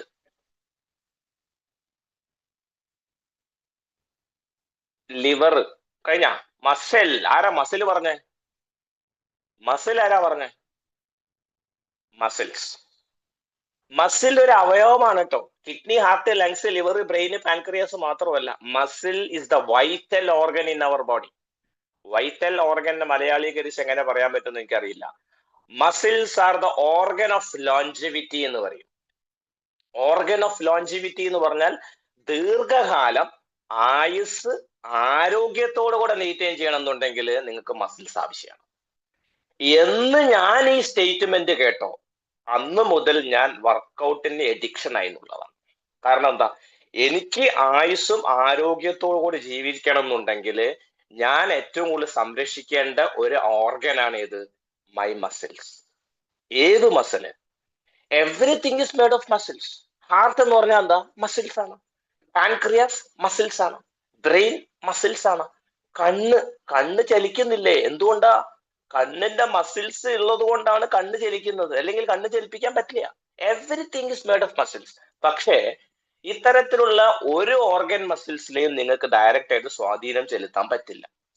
നിങ്ങൾക്ക് ഒരിക്കലും കൺട്രോൾ ചെയ്യാൻ പറ്റില്ല. നിങ്ങളെ കൺട്രോളിലല്ല കണ്ണും മൂക്കും നാക്കും തലച്ചോറും ബ്രെയിനും ഹാർട്ടും എല്ലാം ഫങ്ഷൻ ചെയ്യുന്നു. നമ്മളെ കൺട്രോളിലേ അല്ല. ഇതെല്ലാം ഓട്ടോമാറ്റിക് ആയിട്ട് സംഭവിക്കുന്നു. പക്ഷെ നമുക്ക് ഒരു സാധനത്തെ കൺട്രോൾ ചെയ്യാൻ പറ്റും. ഇതിനെ ഈ പുറത്ത് കാണുന്ന മസിൽസ് ഒക്കെ അല്ലേ, ഇതിനെ നമുക്ക് സ്വാധീനം ചെലുത്താൻ പറ്റും അല്ലെ? അപ്പൊ എന്താ സംഭവിക്കുന്നത്? Muscles are not only to perforate the organs but for long term optimal health. ഓർഗൻസിനെ പെർഫറേറ്റ് ചെയ്യുക മാത്രമല്ല മസിൽസിന് ഉദ്ദേശിക്കുന്നത്. നമ്മൾ മസിൽ ഇല്ലെങ്കിൽ നമ്മുടെ ശരീരത്തിന് ഹാർട്ടും ലങ്സും ബ്രെയിനും ലിവറൊക്കെ നമുക്ക് കാണാൻ പറ്റും. ശരിയല്ലേ? വളരെ വൃത്തികേടാ. ഇതിനെ ഒരു കവചമായിട്ടാണ് നമ്മൾ മസിൽസിനെ കൂട്ടുന്നതെങ്കിൽ നിങ്ങൾ തെറ്റിപ്പോയി സുഹൃത്തെ. നിങ്ങൾക്ക് ആരോഗ്യത്തോടെ ജീവിക്കണം എന്നുണ്ടെങ്കിൽ ഈ മസിൽസിനെ സംരക്ഷിക്കേണ്ടത് വളരെ ആവശ്യമാണ്. അപ്പം ഒരു കാര്യം മനസ്സിലാക്കുക, ആസ് വി ഏജ്, നമുക്ക് പ്രായം ചെല്ലും തോറും നമുക്ക് ഫാറ്റ് ഡെപ്പോസിറ്റ് കൂടും. നിങ്ങൾ ചെറുപ്പകാലത്ത് നിങ്ങൾ സ്കൂളില് കോളേജിലൊക്കെ പഠിച്ചുകൊണ്ടിരിക്കുന്ന സമയത്ത് നിങ്ങൾ ഫോട്ടോ ഒന്ന് എടുത്തു നോക്ക്. നിങ്ങൾ കല്യാണം കഴിഞ്ഞിട്ടുള്ള ഒരാളാണെങ്കിൽ, ഒരു 50 വയസ്സ് 60 വയസ്സുള്ള ഒരാളാണെന്നുണ്ടെങ്കിൽ കല്യാണത്തിന് ഫോട്ടോ ഒന്ന് എടുത്തു നോക്കിയാൽ നിങ്ങൾ എങ്ങനെ ഉണ്ടായിരുന്നു? അന്ന് നിങ്ങൾ ലീനായിരുന്നു അല്ലെ? മെലിഞ്ഞിട്ടായിരുന്നു, കവിള് കൊട്ടിയിട്ടായിരുന്നു, താടിയിലൊന്നും കൊഴുപ്പില്ല, ശരീരത്തിന് യാതൊരു തടിയുമില്ല. പുരുഷന്മാരാണെങ്കിൽ കൊടവയറ് തീരെയില്ല. സ്ത്രീകൾക്കാണെന്നുണ്ടെങ്കിൽ ബട്ടക്സ് ഫാറ്റും ഹിപ്പ് ഫാറ്റും തൈസ് ഫാറ്റും ഒന്നും തീരെയില്ല. നിങ്ങൾ വളരെ മെലിഞ്ഞിട്ടായിരുന്നു, നിങ്ങൾ വളരെ സ്ലിം ആയിരുന്നു, നിങ്ങൾ വളരെ ഹെൽത്തി ആയിരുന്നു, നിങ്ങളുടെ മെറ്റബോളിക് റേറ്റും ഹൈ ആയിരുന്നു. പിന്നെ അത് എവിടെ പോയി? എവിടെ വിട്ടു? നമ്മൾ ആലോചിച്ചു. ഇപ്പൊ നമ്മൾ എവിടെ എത്തി നിൽക്കുന്നു? ഈ സ്റ്റേജ്, ഈ insulin resistance, hyper insulinaemia, fatty liver, ഈ പറയുന്ന PCOD, തൈറോയിഡ്, ഗട്ട് ഇഷ്യൂസ്, ഈ സ്റ്റേജ് എല്ലാം കടന്നു പോയിട്ടാണ് ഇപ്പൊ നിങ്ങൾ ഈ സ്റ്റേജിൽ നിൽക്കുന്നത്. അപ്പൊ ആദ്യത്തെ സ്റ്റേജ് ആയിരുന്നു ഇൻസുലിൻ റെസിസ്റ്റൻസ്. നമ്മൾ അപ്പോഴൊന്നും അറിഞ്ഞില്ല. അപ്പോഴും നമ്മൾ ബ്ലഡിൽ ഷുഗർ ലെവൽ ചെക്ക് ചെയ്യുന്നു, കൊളസ്ട്രോൾ ചെക്ക് ചെയ്യുന്നു. ഷുഗർ നോർമലാണ്, കൊളസ്ട്രോൾ നോർമലാണ്, എനിക്ക് പ്രശ്നമൊന്നുമില്ല, എന്റെ ഹാർട്ട് ഓക്കെയാണ്, എന്റെ ഡയബറ്റീസ് കൺട്രോൾഡ് ആണ്, വി ആർ വെരി ഹാപ്പി. പക്ഷെ ബാക്കി എല്ലാ ലക്ഷണങ്ങളും ഉണ്ട് താനും. ഇതിനൊരു തരത്തിലും ഒരു കുറവുമില്ല. അപ്പൊ നമ്മളെ സ്മൂത്ത് ഫങ്ഷൻസ്, നമ്മളെ ഡേ ടു ഡേ ആക്ടിവിറ്റീസിന് സ്മൂത്ത് ഫങ്ഷൻസിന് നമുക്ക് മസിൽസ് വളരെ ആവശ്യമാണ്. Muscles are the largest metabolic organ in your body, and the only organ with which you can control is your muscles. നിങ്ങൾക്ക് ഏറ്റവും കൂടുതൽ സ്വാധീനം ചെലുത്താൻ പറ്റാവുന്ന ഒരേ ഒരു ഓർഗൻ എന്ന് പറഞ്ഞാൽ നിങ്ങൾ പുറത്ത് കാണുന്ന മസിൽസ് ആണ്. എന്തുകൊണ്ട് എന്ന് ചോദിച്ചാൽ നിങ്ങളെ മസിൽസിന് നിങ്ങൾ ഞാൻ പറഞ്ഞല്ലോ, നിങ്ങൾ കല്യാണ ആൽബം എടുത്ത് നോക്കുന്ന സമയത്ത് നിങ്ങൾ ആ സമയത്ത് 28 വയസ്സ് 25 വയസ്സ് 20ാമത്തെ വയസ്സിലേക്ക് നിങ്ങൾ ഫോട്ടോ എടുത്ത് നോക്കിയാൽ ആ സമയത്ത് നിങ്ങൾക്ക് ശരീരത്തിന്റെ തൂക്കത്തിന്റെ നിങ്ങളെ ബോഡി വെയിറ്റ് എന്ന് പറഞ്ഞാല് bone weight, blood, water, muscles, body fat ഇല്ല, അന്ന് കൊഴുപ്പില്ല. പിന്നെ ഈ കൊഴുപ്പ് എപ്പോ അടഞ്ഞുകൂടാൻ തുടങ്ങി? എപ്പോഴാണോ muscles start declining, fat will start to increase. ഇവിടെയാണ് മനസ്സിലാക്കേണ്ടത്. ഈ മസിൽസും കൊഴുപ്പും തമ്മിൽ ഒരുപാട് കണക്ഷൻസ് ഉണ്ട്. എന്തുകൊണ്ട് കൊഴുപ്പ് കൂടി, എന്തുകൊണ്ട് ബോഡിയിലെ ഫാറ്റ് കൂടി എന്ന് ചോദിച്ചാൽ നിങ്ങളെ ശരീരത്തിന്റെ മസിൽസിന്റെ വോള്യം, മസിൽസിന്റെ മാസ് കുറഞ്ഞു. മസിൽ മാസ് കുറഞ്ഞാൽ ബോഡി ഫാറ്റ് കൂടും. ഇനി ബോഡി ഫാറ്റ് കുറയ്ക്കണമെങ്കിൽ എന്ത് ചെയ്യണം? മസിൽ മാസ് കൂട്ടിയാൽ ഓട്ടോമാറ്റിക് ആയിട്ടും ബോഡി ഫാറ്റ് കുറയും. അപ്പം മസിൽസ് ഉള്ളിടത്ത് ഫാറ്റ് ഉണ്ടാവില്ല, ഫാറ്റ് ഉള്ളിടത്ത് മസിൽ ഉണ്ടാവില്ല. 30 വയസ്സ് കഴിഞ്ഞിട്ടുള്ള വ്യക്തികൾക്കാണെന്നുണ്ടെങ്കിൽ ഓരോ വർഷം കൂടുന്തോറും ഓരോ ശതമാനം മസിൽ ലോസ് സംഭവിക്കുന്നു. അതിന്ന് 18 വയസ്സാ പറയുന്നത്. ഇതൊക്കെ ഞാൻ പറയുന്നത് ആക്ടിവിറ്റി ഉള്ള കാലങ്ങളിൽ. ഇപ്പൊ ഞാനൊക്കെ സ്കൂളിലും കോളേജിലും അതേപോലെ തന്നെ ജോലിയൊക്കെ പ്രവേശിച്ച സമയത്തും ബിസിനസ്സിൽ വന്നിരുന്ന സമയത്ത് പോലും നമ്മൾ വീക്കെൻഡ് ഒക്കെ കളിച്ചിരുന്നു. കളി എന്നൊക്കെ പറഞ്ഞാൽ മതിമറന്ന് കളിക്കും. അന്ന് രാവിലെ തുടങ്ങിയ രാത്രി വരെ കളിയാ. രാത്രി ലൈറ്റ് ഇട്ടിട്ട ഷട്ടിലൊക്കെ കളിക്കുക. കാരണം അന്ന് അതായിരുന്നു പാഷൻ. അന്ന് ഈ സാധനം മൊബൈൽ ഫോണും സ്മാർട്ട് ഫോണും ഈ യൂട്യൂബ്, നെറ്റ്ഫ്ലിക്സ് ഒന്നും ഇല്ലാത്തൊരു കാലഘട്ടമാണ്. സ്മാർട്ട് TV ഒന്നും ഇല്ലാത്തൊരു കാലഘട്ടം ആയതുകൊണ്ട് we are very happy at that period of time. നമുക്ക് ഫിസിക്കൽ ആക്ടിവിറ്റീസ് ഉണ്ടായിരുന്നു. ഇന്ന് കുട്ടികളോട് കഷ്ടകാലത്തിന് പോയി കളിക്കടാ എന്ന് പറയേണ്ട ഗതികേടാണ് പാരന്റ്സിന്. കാരണം എന്താ? ഫിസിക്കൽ ആക്ടിവിറ്റി ഇന്ന് തീരെ ഇല്ല. ഫിസിക്കൽ ആക്ടിവിറ്റി ഇല്ലാത്ത വ്യക്തി മനസ്സിലാക്കേണ്ട കാര്യം ബോഡി ഫാറ്റ് കൂടി തുടങ്ങി, ഓട്ടോമാറ്റിക് ആയിട്ട് മസിൽ മാസ് കുറഞ്ഞു തുടങ്ങി. ഈ മസിൽസിന് ഏറ്റവും വലിയ കാര്യം എന്താണെന്ന് വെച്ച് കഴിഞ്ഞാല് ഗ്ലൂക്കോസിനെ ഏറ്റവും കൂടുതൽ കത്തിക്കാൻ മസിൽസിനെ കൊണ്ട് മാത്രമേ പറ്റുള്ളൂ. അപ്പം നിങ്ങൾ ജിമ്മിൽ പോയിട്ട് അത്യാവശ്യം വർക്ക്ഔട്ട് ചെയ്യുന്നുണ്ടെങ്കിൽ, റെസിസ്റ്റൻസ് ട്രെയിനിങ്, ഡംബിൾസ് എടുത്തിട്ട് റോഡൊക്കെ എടുത്തിട്ടൊക്കെ നിങ്ങൾ മെഷീനൊക്കെ എടുത്തിട്ട് വെയിറ്റ് ട്രെയിനിങ് എടുക്കുന്നുണ്ടെങ്കിൽ മസിൽസിന് കൂടുതൽ ലോഡ് കൊടുക്കുകയാണ്, മസിൽസിന് കൂടുതൽ പ്രഷർ കൊടുക്കുകയാണ്. അപ്പൊ ഈ മസിൽ എവിടുന്നാണ് ഊർജം എടുക്കുന്നത്? ആദ്യം മസിൽ എവിടുന്നാണ് എടുക്കുന്നത്? രക്തത്തിന് ഗ്ലൂക്കോസിനെ അങ്ങോട്ട് ഊറ്റിയെടുക്കും. അപ്പൊ സംഭവിക്കുക എന്താ? ആദ്യം ബ്ലഡ് ഷുഗർ നോർമലൈസ് ആവും. ഇനി ബ്ലഡിൽ ഷുഗർ ലെവൽ നോർമലായിട്ട് നിൽക്കുകയാണ്, പക്ഷെ അപ്പോഴും നിങ്ങൾ ജിമ്മിൽ വർക്ക്ഔട്ട് ചെയ്തുകൊണ്ടിരിക്കുക, റെസിസ്റ്റൻസ് ട്രെയിനിങ് ചെയ്തുകൊണ്ടിരിക്കുക. അപ്പൊ മസിൽസ് എവിടെ നിന്ന് എടുക്കും? വിസറൽ ഫാറ്റ് എന്ന് പറയും. നിങ്ങളുടെ ശരീരത്തിൽ ഓർഗൻസിൽ കുറെ സാധനം, ഈ ഇൻസുലിൻ എന്ന് പറയുന്ന ഹോർമോൺ കുറെ സാധനങ്ങൾ അവിടെ എവിടെയൊക്കെ ആയിട്ട് സ്റ്റോർ ചെയ്ത് വെച്ചിട്ടുണ്ട്. ഇൻസുലിന്റെ ഒരു കുഴപ്പമുണ്ട്, insulin stores more fat and insulin stores fat in wrong place എന്ന് പറയും. ഇൻസുലിൻ നന്നായിട്ട് കൊഴുപ്പ് കളക്ട് ചെയ്ത് വെക്കും, കൊഴുപ്പ് ശേഖരിച്ചു വെക്കും. പക്ഷെ പല സ്ഥലങ്ങളിലും പല രീതിയിലായിട്ട് എന്താ പറയാ, വൃത്തികെട്ട രീതിയിൽ ഇൻസുലിൻ ഫാറ്റിനെ സ്റ്റോർ ചെയ്യും. അവിടെയും ഇവിടെ ഇൻസുലിന് പോലും അറിയില്ല, ബോഡിക്ക് ഒരിക്കലും അറിയും പോലും ഇല്ല. അവിടെ കൊഴുപ്പോ ഇവിടെ കൊഴുപ്പോ, ശരീരത്തിന് ഒരിക്കലും ജഡ്ജ് ചെയ്യാൻ പോലും പറ്റാത്ത രീതിയിൽ ശരീരത്തിൽ കണ്ടമാനം കൊഴുപ്പിനെ എന്താ പറയാ വൃത്തികേടായിട്ട് സ്റ്റോർ ചെയ്ത് വെക്കുവാര്? ഇൻസുലിൻ. അപ്പം നമ്മൾ കൂടുതലായിട്ടും നമ്മൾ ഓവറോൾ വർക്കൗട്ട് ചെയ്യുന്ന സമയത്ത്, അതുകൊണ്ടാണ് നമ്മൾ ചെസ്റ്റും ട്രൈസും ബൈസും ബാക്ക് വർക്കൗട്ടും ലെഗും ഷോൾഡറൊക്കെ ഒരുമിച്ച് നമ്മൾ ആഴ്ചയിൽ ഒരു ദിവസം കാർഡിയോ വർക്കൗട്ടും വെയിറ്റ് ട്രെയിനിങ് ഒക്കെ ചെയ്യുന്ന സമയത്ത് സംഭവിക്കുന്ന വെച്ചാൽ ഓവറോൾ നമ്മളെ ശരീരത്തിൽ എവിടെയൊക്കെ കൊഴുപ്പുകൾ സ്റ്റോർ ചെയ്ത് വെച്ചിട്ടുണ്ടോ ആ കൊഴുപ്പിനെ എല്ലാം, വിസറൽ ഫാറ്റിനെ എല്ലാം ആര് കത്തിക്കും? മസിൽ കത്തിച്ചോളും. അപ്പം സംഭവിക്കുക എന്താ? ഓട്ടോമാറ്റിക് ആയിട്ട് നിങ്ങൾ ഫാറ്റ് മാസ് കുറഞ്ഞു, ഓട്ടോമാറ്റിക് ആയിട്ട് നിങ്ങൾ മസിൽ മാസ് കൂടി. മസിൽ മാസ് കൂടി എന്ന് പറഞ്ഞാൽ നിങ്ങൾക്ക് ഇങ്ങനെ മസിൽ ഇങ്ങനെ ചേർത്ത് നിൽക്കൊന്നുമില്ല. പക്ഷെ നിങ്ങൾ ബോഡീനെ കണ്ടു കഴിഞ്ഞാൽ തന്നെ നിങ്ങൾക്ക് ശരിക്കും ഒരു കാര്യം മനസ്സിലാക്കാൻ പറ്റുന്നത്, ബോഡീനെ ശരിക്കും നമുക്ക് ബോഡിക്ക് ഒരു ഷേപ്പ് ഉണ്ട്. നമ്മൾ എല്ലാവരും ജനിച്ചു വീണ സമയത്ത് നമുക്കൊരു ഷേപ്പ് ഉണ്ടായിരുന്നു. ആ ഷേപ്പിലേക്ക് നിങ്ങളെ ബോഡിയിലേക്ക് തിരിച്ചു എത്തിക്കാനുള്ള ഏക വഴി എന്ന് പറയുന്നത് റെസിസ്റ്റൻസ് ട്രെയിനിങ് മാത്രമാണ്. Why? Because muscles hate glucose, muscles love insulin. ഈ പോയിന്റ് നോട്ട് ചെയ്ത് വെക്കുക. മസിൽസിന് ഗ്ലൂക്കോസ് എന്ന് പറയുന്ന സാധനത്തിനെ കണ്ടൂടാ. എവിടെ ഗ്ലൂക്കോസ് ഉണ്ട് അവനെ വെടിവെച്ച് കൊല്ലും. കാരണം എന്താ? നിങ്ങൾ മസിൽസിന് കൂടുതൽ ട്രെയിനിങ് കൊടുക്കുന്നുണ്ടെങ്കിൽ ഈ ഗ്ലൂക്കോസിൽ നിന്നാണ് എനർജി എടുക്കുന്നത്. അപ്പൊ എന്ത് സംഭവിക്കും? ഒരു കാരണവശാലും ഗ്ലൂക്കോസിനെ അടിപ്പിക്കില്ല. സംഭവിക്കുക എന്താ? ഓട്ടോമാറ്റിക്കായിട്ട് ബ്ലഡ് ഗ്ലൂക്കോസ് ലെവൽ നോർമൽ ആവും. Second, muscles love insulin. നിങ്ങൾ നല്ല പ്രായത്ത്, നിങ്ങളെ കല്യാണ പ്രായത്ത്, നിങ്ങൾ സ്കൂളിൽ കോളേജിൽ പഠിച്ചുകൊണ്ടിരിക്കുന്ന സമയത്ത് നല്ല പ്രായത്തില് നിങ്ങൾ muscles were in love with insulin.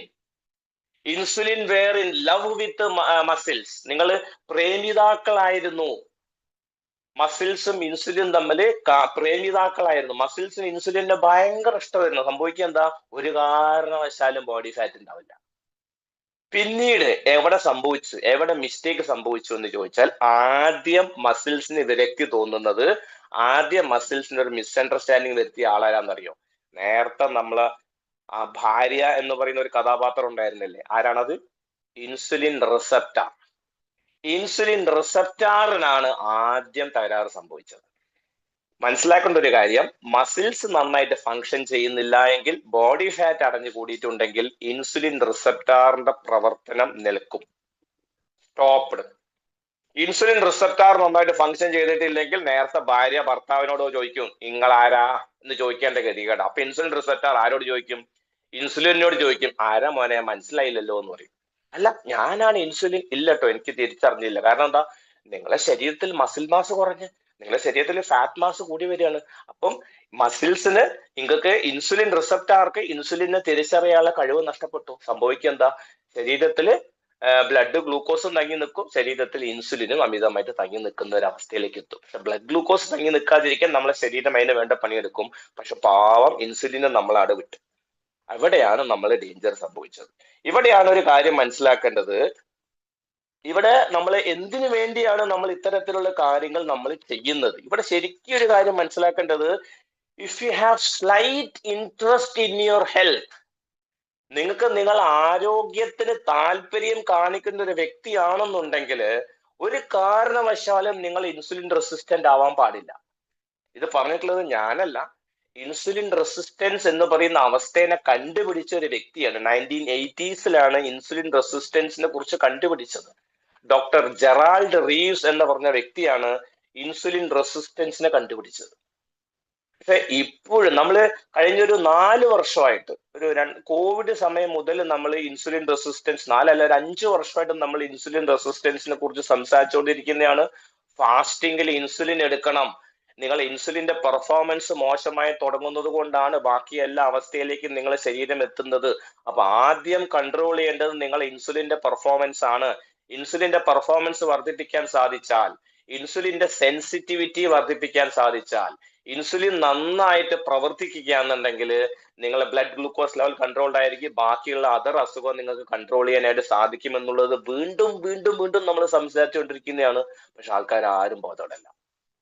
Y? Because ഇവിടെ 3 അവസ്ഥയാണ്. നമ്മൾ എപ്പോഴും പറയുന്ന ഒരു കാര്യമുണ്ട്, ഇൻസുലിൻ പ്രേമം, ഇൻസുലിൻ വിരക്തി, ഇൻസുലിൻ പ്രളയം എന്ന് പറയും. ഇൻസുലിൻ പ്രേമം എന്ന് പറഞ്ഞാൽ നമ്മൾ നല്ല പ്രായത്തിൽ ഇൻസുലിനും മസിൽസും തമ്മിൽ നല്ല കമ്മ്യൂണിക്കേഷൻ ആയിരുന്നു, ഒരു പ്രശ്നവുമില്ല. അതുകൊണ്ട് സംഭവിച്ചെന്താ? മസിൽ മാസ് നന്നായിട്ടുണ്ടായിരുന്നു, ഫാറ്റ് മാസ് തീരെയില്ല. പിന്നെ ഈ അവിടെ സംഭവിച്ചു, ഇൻസുലിൻ റിസപ്റ്റാറും മസിൽസും തമ്മിൽ ഒരു ചെറിയൊരു മിസ്കമ്മ്യൂണിക്കേഷൻ, മിസ്അണ്ടർസ്റ്റാൻഡിങ് ഉണ്ട്. സംഭവിച്ചത് എന്താ? ഇൻസുലിൻ റിസപ്റ്റാറിന് അതിന്റെ ഫംഗ്ഷൻ ചെയ്തിട്ടില്ലെങ്കിൽ ഇൻസുലിൻ റെസിസ്റ്റൻസ് കൂടി വരും, ബ്ലഡില് ഇൻസുലിൻ ലെവൽ വർദ്ധിച്ചു വരുന്നുണ്ടാവും. ഇത് കൂടുതൽ ശരീരം ഇൻസുലിൻ ഉണ്ടാക്കാൻ സമ്മർദ്ദം ചെലുത്തും. ഹൈപ്പർ ഇൻസുലിനീമിയ എന്ന് പറയുന്ന അവസ്ഥയിലേക്ക് നമ്മുടെ ബോഡി എത്തും. ഇൻസുലിൻ പ്രളയം എന്ന് പറയും. ശരീരത്തിൽ ഇഷ്ടം പോലെ ഇൻസുലിനാണ്. കാരണം എന്താ?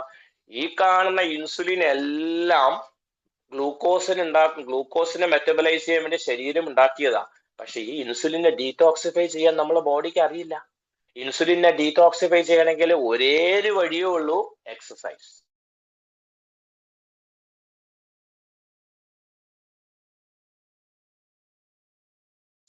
വ്യായാമത്തിലൂടെ മാത്രം.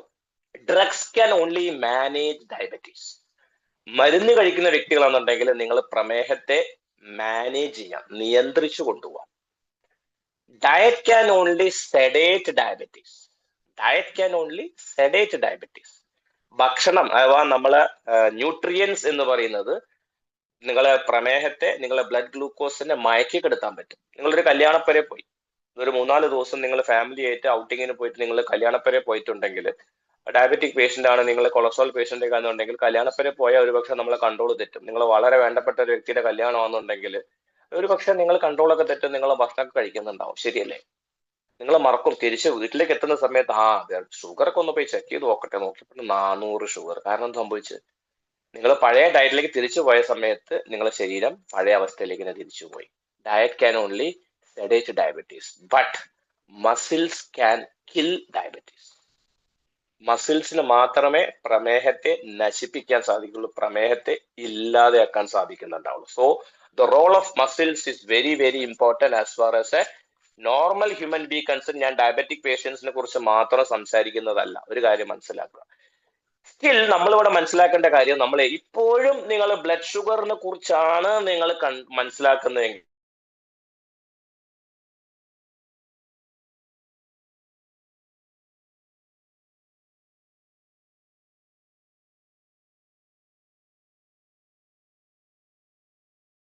തരിപ്പ് ഫീൽ ചെയ്യാൻ തുടങ്ങി.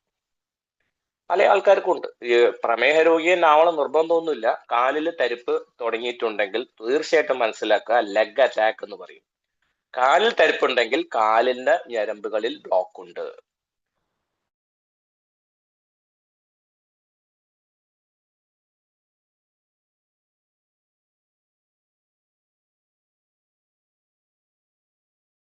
ആയിട്ട് നിങ്ങൾക്ക് ഏറ്റവും കൂടുതൽ ചലിപ്പിക്കുന്ന കാലിൽ ബ്ലോക്ക് ഉണ്ടെങ്കിൽ നിങ്ങൾ ശരീരത്തിൽ എവിടെയെങ്കിലും ബ്ലോക്ക് ഉണ്ടാവാലോ, അല്ലേ?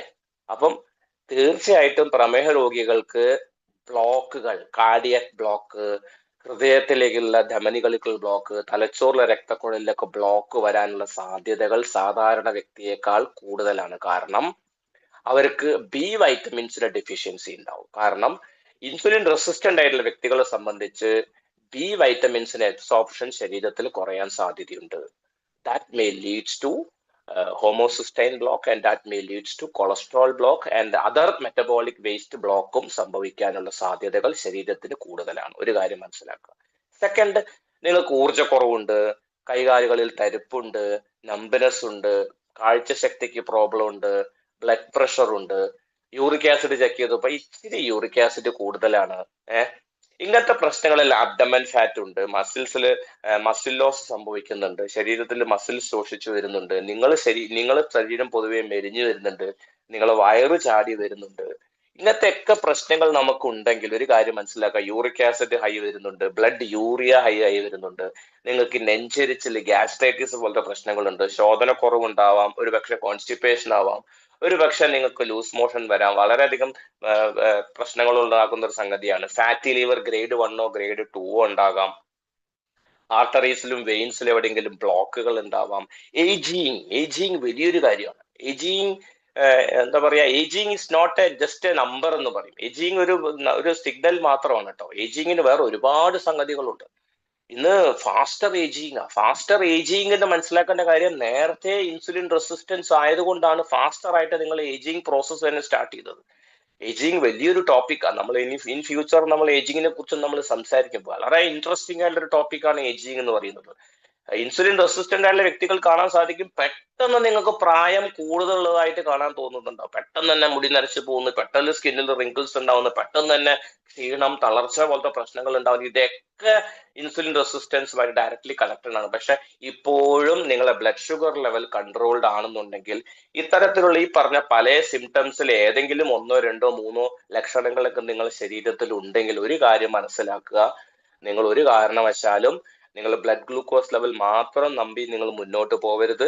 നിങ്ങൾ ഇൻസുലിൻ ലെവൽ പെർഫോമൻസ് ചെക്ക് ചെയ്ത് നോക്കണം. HOMA-IR എന്ന് പറയും, HOMA-IR എന്ന് പറയും. Homeostatic metabolic assistance insulin resistance blood test ആണ്. Metabolic assessment insulin resistance blood test, homeostatic metabolic assessment insulin resistance blood test എന്ന് പറയും. വേറെ ഒന്നുമല്ല, നിങ്ങൾ ഫാസ്റ്റിംഗ് ബ്ലഡ് ഷുഗർ ചെക്ക് ചെയ്യാം. ഉദാഹരണം പറഞ്ഞാൽ നിങ്ങൾ ഫാസ്റ്റിംഗ് ബ്ലഡ് ഷുഗർ 100 ആണെന്ന് വിചാരിക്കുക. ഫാസ്റ്റിംഗിൽ ഇൻസുലിൻ പരിശോധിക്കുക. എന്തിനാ ഫാസ്റ്റിംഗിൽ ഇൻസുലിൻ പരിശോധിക്കുന്നത്? ബ്ലഡ് ഷുഗർ മാത്രമല്ല, നിങ്ങൾ നേരത്തെ കൂടിയിരുന്നത് ബ്ലഡ് ഷുഗറിന്റെ കൂടെ കൂടിയ ഒരു സാധനമുണ്ട്, ഇൻസുലിൻ. അപ്പൊ ഇൻസുലിന്റെ പെർഫോമൻസ് മനസ്സിലാക്കണം എന്നുണ്ടെങ്കിൽ ഫാസ്റ്റിംഗിൽ ഇൻസുലിനും കൂടെ എടുക്കണം. ഫാസ്റ്റിംഗ് ഇൻസുലിൻ 10 ആണെന്ന് വിചാരിക്കുക. 100 × 10 എത്രയായി? 1000 ആയി, ശരിയല്ലേ? അപ്പൊ നിങ്ങൾ കിട്ടുന്ന സംഖ്യ 1000 ആണ്. ഈ 1000 ഡിവൈഡഡ് ബൈ 405 കൊണ്ട് ഡിവൈഡ് ചെയ്യുക. 405 എന്ന് പറയുന്ന ഒരു സംഖ്യനെ കൊണ്ട് ഡിവൈഡ് ചെയ്യുക. എത്ര കിട്ടി? 1000 ഡിവൈഡഡ് ബൈ 405 എത്രയാ? ഏകദേശം 2.5 എന്ന് പറയാം. ഈ കിട്ടുന്ന സംഖ്യ 1.9 കൂടുതലാണെങ്കിൽ, 1.9 കൂടുതലാണെന്നുണ്ടെങ്കിൽ നിങ്ങൾ ഇൻസുലിൻ റെസിസ്റ്റന്റ് ആണ്. നേരത്തെ പറഞ്ഞ 18 ലക്ഷണങ്ങളിൽ പല ലക്ഷണങ്ങളും നിങ്ങളുടെ ശരീരത്തിൽ കണ്ടു തുടങ്ങിയിട്ടുണ്ടാവും. Very simple. നിങ്ങൾക്ക് അബ്ഡമനിലെ ഫാറ്റ്, ഹിപ്പിൽ ഫാറ്റ്, ബട്ടക്സിൽ ഫാറ്റ്, സ്ത്രീകൾക്കാണെങ്കിൽ ബട്ടക്സിൽ ഫാറ്റ് കൊഴുപ്പടഞ്ഞു കൂടിയിട്ടുണ്ടെങ്കിൽ ഒന്നും നോക്കണ്ട, നാളെ രാവിലെ ഓടിക്കോ ലാബിലേക്ക്, ഫാസ്റ്റിംഗ് ഇൻസുലിൻ പരിശോധിക്കും. ഈ കേൾക്കുന്ന 600-700 പേര് എത്ര പേരുണ്ട്, എത്ര പേര് യൂട്യൂബിലുണ്ടെന്ന് എനിക്കറിയില്ല. എല്ലാവരും നിർബന്ധമായിട്ട് ആദ്യം നിങ്ങളിൽ നിന്ന് തുടങ്ങട്ടെ പണി. കാരണം ഒരു പ്രമേഹ രോഗി ഒരിക്കലും പ്രമേഹം കൊണ്ടല്ല മരണപ്പെടുന്നത്. A diabetic patient does not die because of high diabetic, because of high blood glucose. ഒരു പ്രമേഹ രോഗി മരണപ്പെടാനുള്ള കാരണം മറ്റതർ റീസൺ ആണ്. ഒരു കാര്യം മനസ്സിലാക്കി, ഞാൻ ഒരു എക്സാമ്പിൾ പറയാം. നിങ്ങൾ ഒരു വ്യക്തി പെട്ടെന്ന് തലചുറ്റി വീണു, ഹോസ്പിറ്റലിൽ അഡ്മിറ്റ് ചെയ്തു. നേരെ കാഷ്വാലിറ്റി കൊണ്ടുപോയി അവര് ബ്ലഡ് ഷുഗർ ചെക്ക് ചെയ്തപ്പം 550. ഡോക്ടർ പറയും, ഡോക്ടർ ചെക്ക് ചെയ്യുമ്പോൾ 550 ആണെങ്കിൽ നിങ്ങൾക്ക് നേരിട്ട് ICUലേക്ക് ഷിഫ്റ്റ് ചെയ്യണം എന്ന് പറയും. ICUലേക്ക് ഷിഫ്റ്റ് ചെയ്തൊരു പക്ഷേ ഹെപ്പറിൻ കൊടുക്കുന്നുണ്ടോ എനിക്കറിയില്ല. സൈലന്റ് അറ്റാക്ക് വന്നിട്ടുണ്ടോ എന്ന് നോക്കാനായിട്ട് ഹെപ്പറിൻ കൊടുക്കുന്നുണ്ടാവും. ട്രോപ്പണിൻ ടെസ്റ്റ് എടുത്ത് നോക്കിയാൽ ട്രോപ്പണിനിൽ വേരിയേഷൻ ഉണ്ടെങ്കിൽ ഒരു പക്ഷേ അവർ ICUയിൽ ഹെപ്പറിൻ സ്റ്റാർട്ട് ചെയ്യും. ഹെപ്പറിൻ ഇഞ്ചക്ഷൻ സ്റ്റാർട്ട് ചെയ്യും. ബ്ലഡിൽ തിൻ ചെയ്യാനായിട്ട് ഹെപ്പറിൻ ഇഞ്ചക്ഷൻ സ്റ്റാർട്ട് ചെയ്യുന്നുണ്ടാവും. അതിന്റെ കൂടെ തന്നെ അവർ ആദ്യം ചെയ്യുന്ന ഇൻസുലിൻ ഇഞ്ചക്ട് ചെയ്യും. ശരിയല്ലേ? എന്തിനാ ഇൻസുലിൻ ഇഞ്ചക്ട് ചെയ്യുന്നത്? ഫാസ്റ്റിംഗ് നിങ്ങളെ ബ്ലഡ് ഷുഗർ ലെവൽ 550. ഈ 550 നോർമലൈസ് ചെയ്യാനായിട്ട് നിങ്ങൾ ഇൻസുലിൻ കയറ്റും. ഇങ്ങനെ ICUയിൽ മരണപ്പെട്ടു പോയ ആൾക്കാരുടെ എണ്ണം ദൈനംദിനം കൂടിക്കൊണ്ടിരിക്കുകയാണ് ലോകത്തിൽ, ഇന്ത്യയിൽ പ്രത്യേകിച്ച്. കാരണം എന്താ? ഒരു വ്യക്തിയുടെ ബ്ലഡ് ഷുഗർ 550 ആവാനുള്ള കാരണം ഇൻസുലിൻ തീരെ ഇല്ലാത്തത് കൊണ്ടാണോ അല്ല ഇൻസുലിൻ പ്രവർത്തനരഹിതമായത് കൊണ്ടാണോ എന്ന് മനസ്സിലാക്കണം എന്നുണ്ടെങ്കിൽ ബ്ലഡ് ഷുഗർ മാത്രം പരിശോധിച്ച് നോക്കിയാൽ മനസ്സിലാക്കാൻ പറ്റുമോ ചേട്ടാ? പറ്റുമോ? നിങ്ങളൊന്ന് പറ. നിങ്ങൾ കണ്ടു കഴിഞ്ഞാൽ മനസ്സിലാക്കാൻ പറ്റുമോ? എങ്ങനെ പറ്റും? ഒരു വ്യക്തിയുടെ ബ്ലഡ് ഷുഗർ ലെവൽ 500 ആണ്. ആ വ്യക്തി ഇൻസുലിൻ കുറവാണ് എന്ന് നിങ്ങൾക്ക് എങ്ങനെ പറയാൻ പറ്റും? എങ്ങനെ ആ വ്യക്തിയുടെ ശരീരത്തിൽ ഇൻസുലിൻ നിങ്ങൾ കയറ്റും? ഇൻസുലിൻ കയറ്റിയിട്ടുണ്ടെങ്കിൽ ആ വ്യക്തി ഓൾറെഡി ഹൈപ്പർ ഇൻസുലിനീമിയയിലാണ് നിൽക്കുന്നതെങ്കിൽ, ഓൾറെഡി ഇൻസുലിൻ റെസിസ്റ്റൻസിലാണ് നിൽക്കുന്നതെങ്കിൽ ആ ഇൻസുലിൻ കയറേണ്ട താമസം വിത്തിൻ 10 മിനിറ്റ്സ് കാർഡിയാക് അറസ്റ്റ് സംഭവിച്ചിട്ടുണ്ടാവും. ICU തന്നെ മരണപ്പെട്ടു പോകുന്ന സിറ്റുവേഷനിലേക്ക് എത്തുന്നുണ്ടാവും. ഇങ്ങനെ മരണപ്പെട്ടു പോയിക്കൊണ്ടിരിക്കുന്ന എണ്ണം ഇന്ന് ഇന്ത്യയിൽ വർദ്ധിച്ചുകൊണ്ടിരിക്കുകയാണ്. അതിന് മുന്നേ ആദ്യം ഫോം വാങ്ങി ഒപ്പിട്ട് കൊടുക്കണം നമ്മൾ. എന്തെങ്കിലും ഉത്തരവാദികൾ ഉണ്ടെങ്കിൽ ഞങ്ങൾ ഉത്തരവാദികളല്ല, ഹോസ്പിറ്റൽ അതോറിറ്റീസ് ഉത്തരവാദിയല്ല, നിങ്ങൾ എഴുതി ഒപ്പിട്ട് കൊടുക്കും. നിങ്ങൾ അവരെ വിശ്വസിച്ചിട്ട് കയറ്റുകയും ചെയ്യും. മനസ്സിലാക്കുക. ആദ്യം നിങ്ങളുടെ ശരീരത്തിൽ, ഇതാരും പറഞ്ഞു തരേണ്ട കാര്യമില്ല, നിങ്ങളൊരു വെൽനസ് ഓൺട്രപ്രണർ ആണെന്നുണ്ടെങ്കിൽ, നിങ്ങൾ ആരോഗ്യം കാത്തു സൂക്ഷിക്കാൻ താല്പര്യമുള്ള വ്യക്തിയാണെന്നുണ്ടെങ്കിൽ നാളെ രാവിലെ പോയിട്ട് നിങ്ങളുടെ ഇൻസുലിന്റെ പെർഫോമൻസ് എന്താന്നുള്ളത് നിങ്ങൾ ആദ്യം മനസ്സിലാക്കുക. ഒരു സെൽഫ് റിയലൈസേഷൻ ആദ്യം ഉണ്ടാവട്ടെ. കാരണം ഈ വ്യക്തിയുടെ ശരീരത്തിൽ ഇൻസുലിൻ കുറവുന്നത് കൊണ്ടല്ല സംഭവിച്ചത്. 70% വ്യക്തികളുടെ ബ്ലഡ് ഷുഗർ കൂടാനുള്ള കാരണം ഇൻസുലിന്റെ പെർഫോമൻസ് മോശമായത് കൊണ്ടാണ്. ഇൻസുലിൻ ആ ശരീരത്തിൽ ഉണ്ട്, ഇൻസുലിന്റെ പെർഫോമൻസ് മോശമായത് കൊണ്ടാണ്. ടൈപ്പ് 1 ഡയബറ്റിക് എന്ന് പറഞ്ഞാൽ ഇൻസുലിൻ തീരെ ഇല്ലാത്ത അവസ്ഥ, ലൈഫ് ലോങ് ഇൻസുലിൻ ഇഞ്ചക്ട് ചെയ്യണം. അപ്പോഴും ഞാൻ പറയുന്നത് ഇൻസുലിൻ ചെക്ക് ചെയ്യേ. ഇൻസുലിൻ ചെയ്യുന്ന ആളാണ് നിങ്ങളൊരു ഡയബറ്റിക് പേഷ്യൻ്റാണ്, നിങ്ങൾ ഇൻസുലിൻ ചെയ്യുന്ന ഒരാളാണെന്നുണ്ടെങ്കിൽ നിങ്ങൾ പോയിട്ട് ഇൻസുലിൻ ചെക്ക് ചെയ്യണം. നിങ്ങളെ രക്തത്തിൽ എത്ര ഇൻസുലിൻ ഉണ്ട് ചെക്ക് ചെയ്യണം. നിങ്ങളെ രക്തത്തിൽ ഇൻസുലിൻ അമിതമായിട്ടുണ്ടെങ്കിൽ നിങ്ങളെ ഇൻസുലിൻ കുറഞ്ഞത് കൊണ്ടല്ല നിങ്ങൾ പ്രമേഹ രോഗി ആയതെന്നുള്ളത് നിങ്ങൾ ആദ്യം മനസ്സിലാക്കുക. നിങ്ങളുടെ ശരീരത്തിൽ ഇൻസുലിൻ മര്യാദയ്ക്ക് പെർഫോം ചെയ്യാത്തത് കൊണ്ടാണ് നിങ്ങൾ ഈ അവസ്ഥയിലേക്ക് എത്തിയതെന്നുള്ളത് ഒരു സെൽഫ് റിയലൈസേഷൻ വളരെ ആവശ്യമാണ്. കാരണം എന്താ? ബാക്കി എല്ലാ സംഗതികളും ഉണ്ട്. കാഴ്ചശക്തിക്ക് മങ്ങിച്ചുണ്ട്, കൈകാലുകൾക്ക് തരിപ്പുണ്ട്, കൊളസ്ട്രോൾ ഉണ്ട്, ട്രൈഗ്ലിസറൈഡ് ഉണ്ട്, ഫാറ്റി ലിവർ ഉണ്ട്, ഇൻഡൈജഷൻ ഉണ്ട്, കോൺസ്റ്റിപ്പേഷൻ ഉണ്ട്, ഗട്ട് ഹെൽത്തിന് പ്രശ്നങ്ങളുണ്ട്, എല്ലാ പ്രശ്നങ്ങളും ഉണ്ട്. ഫാറ്റി ലിവർ ഉണ്ട്, നിങ്ങൾ അബ്ഡമിനൽ ഫാറ്റ് കൂടി വരുന്നുണ്ട്, എനർജി കുറവുണ്ട്, പക്ഷെ ഗ്ലൂക്കോസ് ലെവൽ നോർമൽ ആണ്. പക്ഷെ ഞാൻ ഡയബറ്റിക് അല്ലതാണ്. ആരാ പറഞ്ഞത്? ഇതെല്ലാത്തിനും പ്രശ്നങ്ങള് അവിടെ കിടക്കുന്നത് ഗ്ലൂക്കോസിലല്ല പ്രശ്നം. നമ്മളെ കളി ഒന്നും ഗ്ലൂക്കോസിലല്ല, നമ്മളെ കളി മൊത്തം കിടക്കുന്നത് ഇൻസുലിനിലാണ്. ഇൻസുലിന്റെ പെർഫോമൻസ് വർദ്ധിപ്പിക്കാൻ സാധിച്ചാൽ നിങ്ങളുടെ ശരീരം ഓട്ടോമാറ്റിക്കായിട്ട് നിങ്ങൾ സമ്പൂർണ്ണ ആരോഗ്യത്തിലേക്ക് തിരിച്ചു വരുന്നത് നിങ്ങൾക്ക് തന്നെ ശരിക്കും കാണാൻ സാധിക്കുന്നുണ്ടാവും. വേറൊരു കാര്യം സത്യം മനസ്സിലാക്കേണ്ട ഒരു കാര്യം മനസ്സിലാക്കുക. പിന്നെ നമുക്ക് പ്രൊമോഷൻ കിട്ടി തുടങ്ങും.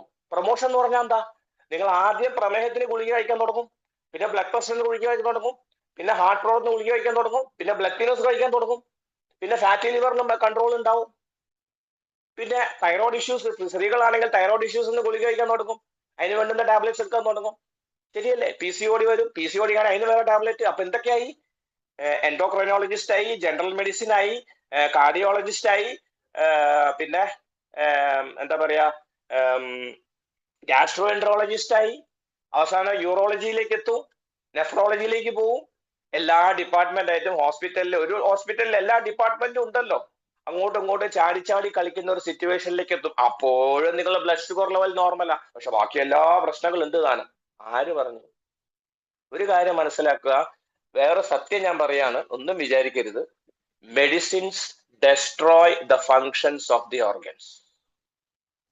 Medicines destroys the functions of the organs.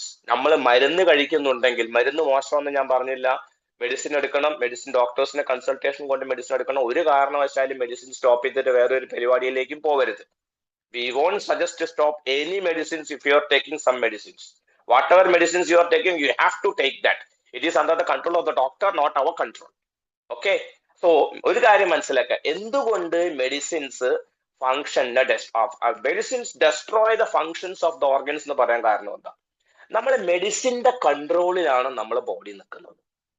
Medicine withdraw ചെയ്താൽ ഓട്ടോമാറ്റിക് ആയിട്ടും നമ്മൾ ഒളിഞ്ഞിരിക്കുന്ന അസുഖം പുറത്തേക്ക് വന്നു തുടങ്ങും. അപ്പോഴാണ് ശരിക്ക് വിവരം അറിയാം. അപ്പൊ എന്താ മനസ്സിലാക്കിയത്? നമ്മളെ ശരീരത്തിന്റെ വർക്ക് ലോഡ് മൊത്തം ചെയ്യുന്നത് ആരാ? ഓർഗൻ അല്ല, മെഡിസിനാ. അപ്പം ഓട്ടോമാറ്റിക് ആയിട്ടും മെഡിസിൻസിന്റെ കൺട്രോളിലാണ് നിങ്ങളെ ബോഡി കിടക്കുന്നത്, ഓർഗന്റെ കൺട്രോളിലല്ല. പാൻക്രിയാസിന്റെ കൺട്രോളിലല്ല, ഹാർട്ടിന്റെ കൺട്രോളിലല്ല. നിങ്ങൾ ഹെപ്പറിൻ ഇഞ്ചക്ഷൻ കൊടുത്ത് നിങ്ങൾ ബ്ലഡ് തിന്നേഴ്സ് കഴിക്കുന്നത് കൊണ്ടാണ് നിങ്ങൾ ഹാർട്ട് ഫങ്ഷൻ ചെയ്യുന്നത്. ഇല്ലെങ്കിലോ ഓട്ടോമാറ്റിക്കായിട്ട് നിങ്ങൾ ഈ പറഞ്ഞ ബ്ലഡ് തിന്നർ നിർത്തിയാൽ ഒരു സംഭവിക്കുക എന്താ? ഹാർട്ട് സ്ലഗ്ഗിഷ് ആയി തുടങ്ങും. ഓട്ടോമാറ്റിക്കായിട്ട് നിങ്ങൾ ഇൻസുലിൻ കയറ്റുന്നത് നിർത്തിയാൽ നിങ്ങൾ പാൻക്രിയാസിന്റെ ഫങ്ഷൻസ് മോശമായി തുടങ്ങും. കാരണം എന്താ?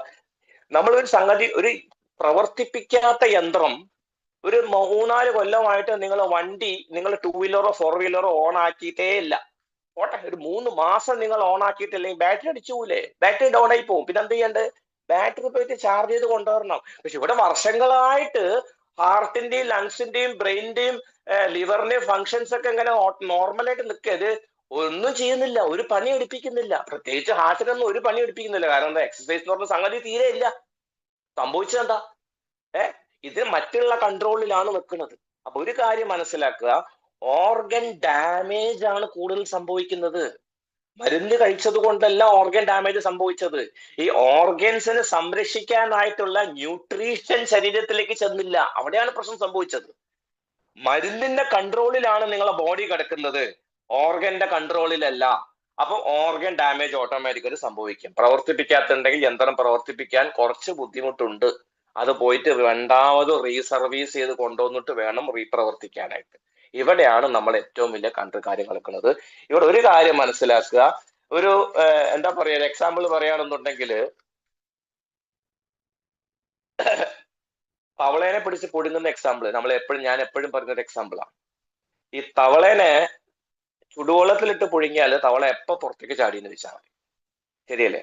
അതേസമയം നല്ല തണുത്ത വെള്ളത്തിൽ തവളേനെ പിടിച്ചിട്ട് തവള സുന്ദരമായിട്ട് ഹാപ്പി ആയിട്ട് നിൽക്കുന്നുണ്ടാവും, ശരിയല്ലേ? പയ്യെ സ്ലോ ആൻഡ് സ്റ്റഡി ആയിട്ട് അത് മെല്ലെ കൂട്ടാൻ സാധിച്ച് സംഭവിക്കുക എന്താ? തവള പോലും അറിയാതെ തവളേനെ പുഴുങ്ങിയെടുക്കാൻ പറ്റും. ഇതാണ് ഇൻസുലിൻ റെസിസ്റ്റൻസിൽ നിന്നും മറ്റുള്ള അവസ്ഥയിലേക്ക് എത്തുന്നത്. Insulin resistance is leading towards any disorders. Latest research studies പറയപ്പെടുന്നത് insulin resistance can lead to cancer വരെ. കാരണം ഇൻസുലിൻ റെസിസ്റ്റൻസ് നമ്മളെ ടി സെൽസിന്റെയും ബി സെൽസിന്റെയും ഒക്കെ ഫങ്ഷൻസ് വളരെയധികം മോശമാക്കുന്നുണ്ടാവും. ക്യാൻസർ സെല്ലിനെ കൺട്രോൾ ചെയ്യുന്ന കംപ്ലീറ്റ് ടി സെല്ലിനും ബി സെല്ലിനൊക്കെയാണ്. നാച്ചുറൽ കില്ലർ സെൽസ് ഒക്കെയാണ് ക്യാൻസർ സെല്ലിനെ കില്ല് ചെയ്യുന്നത്. ഇൻസുലിൻ റെസിസ്റ്റൻസ് ആണ് എല്ലാത്തിനും കാരണം. ആ പറഞ്ഞ പോലെ കോഴിക്കോട് നിന്ന് എറണാകുളത്തേക്കും പാലക്കാട്ടേക്ക് പോകണമെങ്കിൽ ഷൊർണൂർ ടച്ച് ചെയ്യാതെ പോവാൻ പറ്റില്ല. അപ്പം ഈ ഷൊർണൂർ എന്ന് പറയുന്ന ഒരു സ്റ്റേജ് ആണ് ഇൻസുലിൻ റെസിസ്റ്റൻസ് എന്ന് പറയുന്നത്. ഇത് കടക്കാതെ നിങ്ങൾക്ക് ഒരിക്കലും ഫാറ്റി ലിവറിലേക്ക് എത്തില്ല. ഇത് കടക്കാതെ നിങ്ങൾ ഒരിക്കലും PCOD എത്തില്ല. ഇത് കടക്കാതെ നിങ്ങൾ ഒരിക്കലും ഹൈപ്പോതൈറോയിഡിസത്തിലേക്ക് എത്തില്ല. ഇത് കടക്കാതെ നിങ്ങൾ ഒരിക്കലും അമിതവണ്ണം ഉള്ള വ്യക്തിയാവില്ല. ഇത് കടക്കാതെ നിങ്ങൾക്ക് ഒരിക്കലും ട്രൈഗ്ലിസറൈഡ് ബ്ലോക്ക് ഉണ്ടാവില്ല. ഇത് കടക്കാതെ നിങ്ങൾക്ക് ഒരിക്കലും മെറ്റബോളിക് സിൻഡ്രോം ഉണ്ടാവില്ല. ഇത് കടന്നേ ഇതെല്ലാം സംഭവിക്കും. അപ്പം മുളയിലേ നുള്ളിക്കളയുക എന്ന് പറഞ്ഞ പോലെ ഇൻസുലിൻ റെസിസ്റ്റൻസിനെ ഇല്ലാതാക്കാൻ സാധിച്ചാൽ ഒരു പരിധി വരെ നമുക്ക് ഓർഗൻസിനെ സംരക്ഷിക്കാനായിട്ട് പറ്റും. നിങ്ങൾ ഹാർട്ട്, ബ്രെയിന്, ലങ്സ്, ലിവർ, കിഡ്നി, കണ്ണ്, സ്കിന്ന് എല്ലാം നന്നായിട്ട് ഫങ്ഷൻ ചെയ്ത് തുടങ്ങുന്നുണ്ടാവും. അതിന് നമുക്ക് എന്തെല്ലാം കാര്യങ്ങളാണ് ചെയ്യേണ്ടത് എന്നുള്ള കാര്യം കൂടെ പറഞ്ഞിട്ട് നമുക്ക് ഈ പരിപാടി അങ്ങോട്ട് ക്ലോസ് ചെയ്യാം. എന്തൊക്കെ ന്യൂട്രീഷണൽ സപ്ലിമെന്റ്സ് ആണ് ഇതിന് മെയിൻ ആയിട്ട് കഴിക്കേണ്ടി വരുന്നത് എന്നുള്ള കാര്യം കൂടെ പറഞ്ഞിട്ട് നമുക്ക് ക്ലോസ് ചെയ്യാം. ഓക്കെ, അപ്പൊ എന്തൊക്കെയാണ് ഇതിൽ മെയിൻ ആയിട്ട് കഴിക്കേണ്ടി വരിക? നമ്പർ 1, മിനിറ്റ്, അതിന്റെ പേജ് അവിടെ കാണുന്നില്ല. Number 1 vitamin D. നോട്ട് ചെയ്ത് വെച്ചോളൂ. എന്തെല്ലാം ന്യൂട്രീഷൻ ആണ് ഇതിനു വേണ്ടി നമ്മൾ കഴിക്കേണ്ടത് എന്ന് ചോദിച്ചാൽ നമ്പർ 1 വൈറ്റമിൻ ഡി. കാണുന്നില്ലപ്പാ. Give me 1 minute time. Why vitamin D?